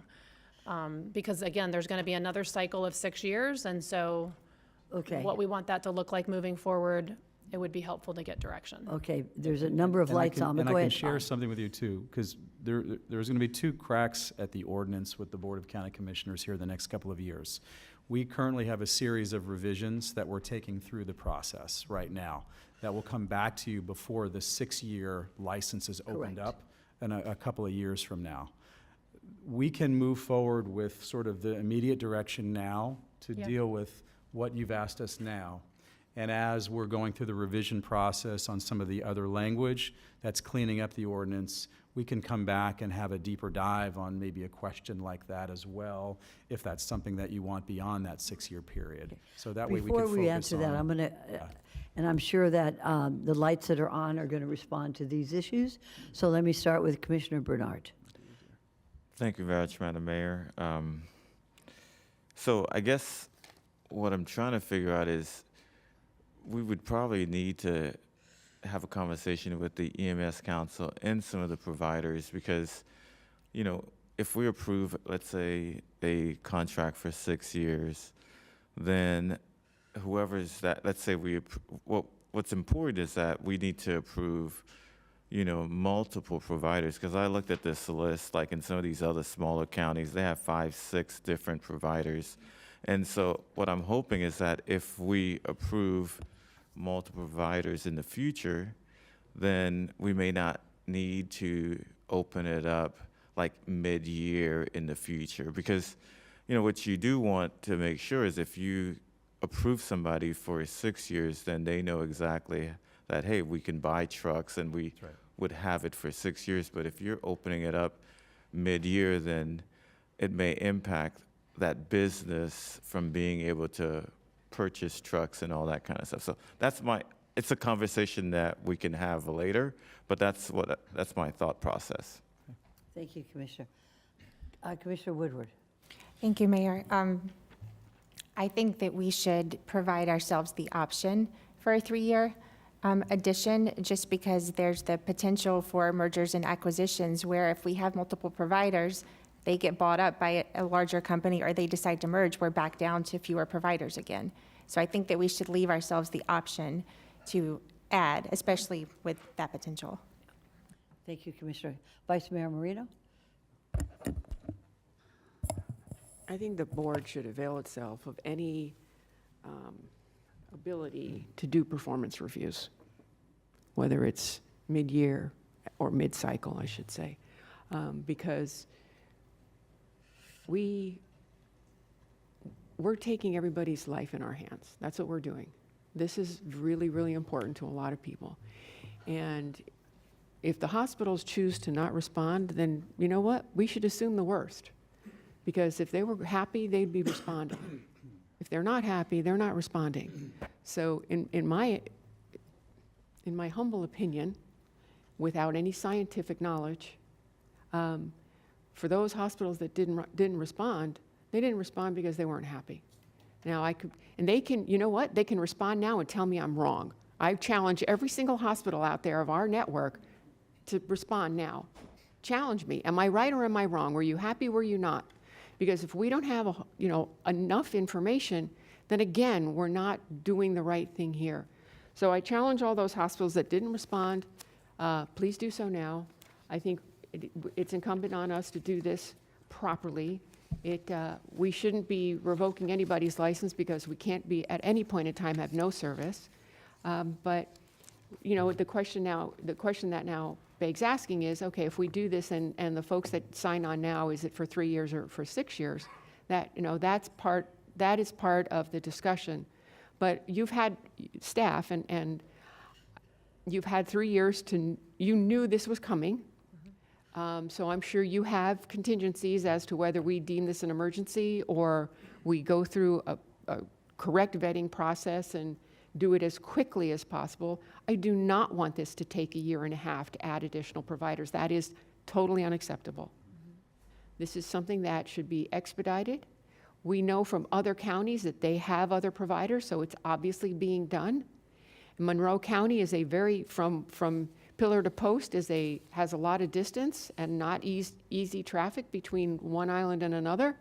And if they can do it with multiple providers, I don't see why Palm Beach County, who has a good network, can't do it with multiple providers. So I think expedience is important. And I think, and shame on all those hospitals that haven't answered. Your time is now to answer the survey. Thank you. Okay, it looks like we've got some pretty good direction. I just want to bring in what Commissioner Weiss added, and that is technology with regard. I mean, we know where our Uber is when he's on his way to pick us up. We did that with Palm Tram. We need to get in the 21st century, so let's use that also as a determining factor when we're looking at applications for secondary COPCNs. Madam Administrator, do we have any issues with promoting and pushing this to a pretty fast conclusion on this? This is a different set of staff that's available to work on that. So, no, we do not. We heard you loud and clear. We will consider this like an emergency and move forward, working in conjunction with EMS council along with the providers and hospitals, because I will reach out to our hospital administrators. We have our own little connection there, so I will reach out to them for their input. If a hospital refuses, I want to know, it says refusal. They have been very cooperative with me in the past. I'm sure they'll be cooperative now. Very good. Commissioner Woodward, you had your light on. Thank you. One more thing I did want to note, as you're working on the ordinance, which would be the next part of this, you had a slide, page 12, which was the survey that on response times. And again, I don't mean to harp on this, but it seems like that part just keeps sort of getting overlooked when we're having the metrics for us to make judgments as contracted times or any of this stuff. But if you look at that slide, the 7 hospitals that answered, 3, what is your average response times for April 2023? 3 were unknown, 4 skipped the question. There are only 7 that answered, and they didn't answer that. And it seems to me that the response times, in my opinion, are about the most important thing that we're dealing with here, because people need to be moved. So that, as we go forward with the ordinance, if that works with, metrics that we measure, or, however it works to decide the success or failure of a license, I would like that added. Okay, very good. Thank you, Commissioner Woodward. We're going to close this discussion with how we started it, and that's with Vice Mayor Marino. Going back to the hospital administrators, the only way they can answer this question is if they actually talk to the staff. They talk to the people on the ground. They talk to the nurses and the doctors in the ER. They talk to the nurses and the doctors that are transporting people that are requesting transport. We've heard a lot of reasons why a scheduled time gets changed. That, a lot of times it's, well, the patient wasn't ready. And then the hospital says, well, they didn't give us the right time, so the patient didn't get ready. So this is, I don't want a chicken or the egg thing. I want the administrators to be speaking to their staff, because their staff, the people on the ground, are the only ones that really have the true response time. And I mean, I was sitting in an emergency room with someone who had no idea who I was. And she gave me her very honest opinion and said, oh, we only have to wait an hour. That's great. That doesn't give me a lot of security. So. Madam Mayor, if I just may add just 2 quick things. One, on the slide that I put up there on slide 13, I just want to point out to you where it says hospital feedback. Yes, sir. We have a survey that we provided, but our staff has been talking to some of those hospitals. We have had conversations with them as well. So just for the purpose of that, I want you to be aware that we have had discussions with hospitals. They've been forthcoming, and we've shared that with you in this slide about some of the feedback, albeit not written in the survey, but some of the information that we provided you hear. So I do want to let you know that staff has been having that contact with some of those administrators, maybe not all of them, but a good number that we've been able to kind of support, I think, what you're asking us to do here. The final thing that I did want to share is just for expediting this, when we were coming back with the ordinance revision that you're requesting for opening this up, the new COPCNs would be for the duration of this existing 6-year period that we're in, not a 6-year COPCN within that. So you'd have this emergency ordinance that we would go through the revision, bring back that for additional COPCN licenses, and then when that 6-year period is up, meaning that started 3 years ago, then the whole system would open up for everyone to be able to apply at that time, I which would be understand. about, I just wanted to make I that understand, and that's what's stated Okay. in Thank your you. explanation and support, too. thank you. So we'll go by that. Commissioner Barnett? Yes, Mayor, thank you. I think this board is being asked to make a determination of an emergency. And shouldn't such a finding be we're based? not. No? No, we have not. After listening to our council, the steps towards declaring that there is an emergency situation pursuant to that ordinance, we are not stating that today. We are just going forward on finding and opening up But not today, the but at some application point. processes. Yes, sir? Not today, but at some point. Is that correct? It may be, if there is a finding of fact pursuant to the statute, that there's a public safety emergency. I was always thinking, and I'm looking at Mr. Schiller, who's also an attorney, I was always thinking this could be something like a hurricane or some, force majeure or something. But I don't think we really have a finding of fact on that. No, I am sure we do not. Today, we're doing exactly what we have been requested to do on those two issues. Okay. Okay, thank you, sir. Thank you. All right.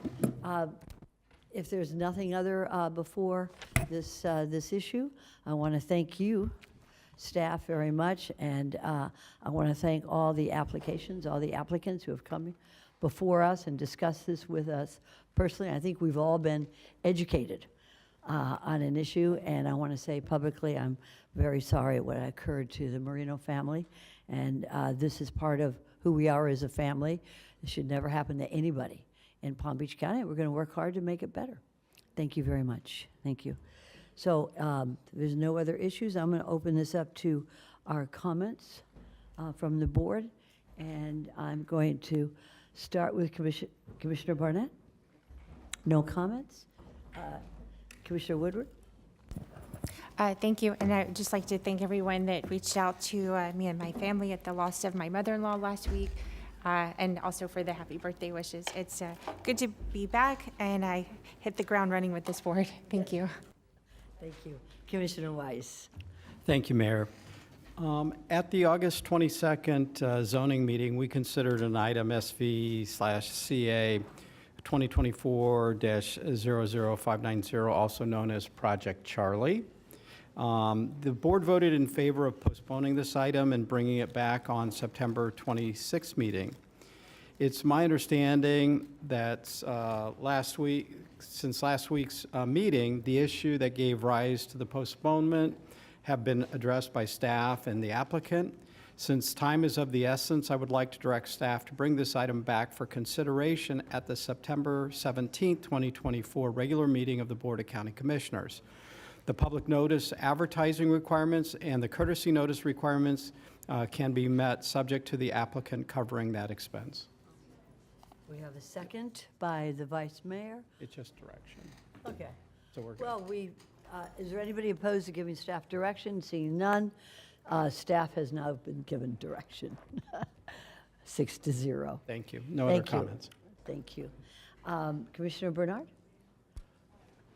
Thank you very much, Madam Mayor. I just want to make sure from the county attorneys if that should be direction or should we make it a motion? On what? Because since we're changing the date, I think we're on the record. I'm not the attorney, but we're on the record, and you gave us a directive. Okay. So I don't think we need a motion. Thank you very much. That's no, mine. no further Unlawful. comments. Too many lawyers. I think let's just We got a lot let's of just lawyers make here. it. Let's just make it a motion. We just did, 6-0. We did. Thank We have you. a first and a second. per Commissioner Bernard. Put that down, Bernard. Okay, got that taken care of. Vice Mayor? Thank you. At our last board meeting, we also talked about Jonathan Dickinson State Park and the failed attempt to add activity to that park. I do want to say thank you to our board for directing staff to write a letter. We actually were part of a letter. There were several letters, but Congressman Mast's office, along with Senator Rubio and Senator Scott, sent a letter, and I sent a personal letter, being the District 1 Commissioner, that included the Loxahatchee River, which Jonathan Dickinson borders. If anybody watched Facebook, they saw the tremendous outpouring that occurred since this got published, and it has been pulled. There's a lot of speculation about who it was that started it, but the only information that we need to be sure of right now is that at this point in time, it has been pulled. There will be, obviously, that's why I'm sitting here, because there is no meeting today, and there was a postponement until the first week in September, but that has been canceled. But what I would like to say is, a lot of times when something like this occurs, there's a couple of reasons for it, but I'm going to go with the reason that our parks are something that are important to all of us, and we need to support them. So if you've got something to do over the weekend, go to your parks, go to our state parks, go to our county parks. Avail yourselves of the opportunities there. If you want to support Jonathan Dickinson, there is a Friends of Jonathan Dickinson's. You can go ahead and support it. And no matter where you are in the state, go and visit the parks of where you are, because it's our use and it's our supporting those parks, and it's our contribution to those parks that helps to maintain them. We don't want to go to parks that aren't maintained well. We won't go. It's that vicious cycle. You don't go, it doesn't get maintained.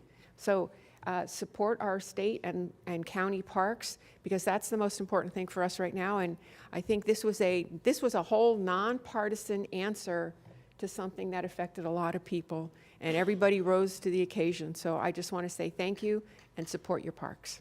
Thanks. Thank you, Vice Mayor. I know that your mayor also joined, and others, in writing a letter objecting to that. So Palm Beach County is in that as well. I'd like to have permission from my colleagues to write a thank you letter to our Congresswoman Shefferlis McCormick, who came in today with that check, and I may even send a copy to our other congressional delegation starting. No. But maybe I will, by golly, because I think it was wonderful to see first her personal appearance here today, showing that she supports us and that she's part of our community, and not only with words, but with over $2 million.